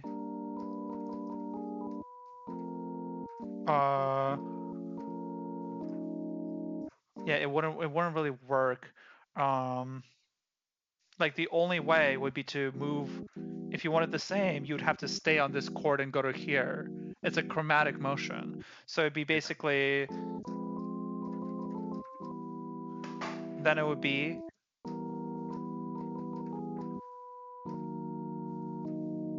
right if you want to actually straight copy and do the same thing but a half step lower, that's what you'd get. But instead he puts it so that the B flat is now actually not going into a harmonic note. It's actually starting on a harmonic note and We have leaving, another or it's person going in the into a chat. harmonic. Who's Oh yeah, AIXINE? girlfriend telling me to. My dog wants What's water. What's Nico? Oh, your dog. It's my dog. Yeah. Well, we should probably wrap it up because I need to transition. Sure. It's almost 4, so that was a good stream though. Yeah. One sec. Yeah, that was hella fun. Gosh, we should totally dive into film music and like analyze the shit out of this stuff. Oh yeah, this is it's so fun. cool. I'm so mesmerized by what some of the best tracks have completely charmed me. Legitimately. Yeah. Sure. We can call it there. All right. Yeah. Thanks, Joe, for joining me.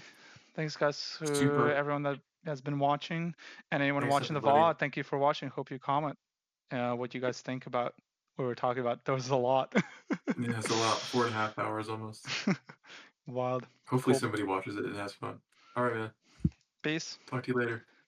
See ya. Bye. Yep. See you guys later.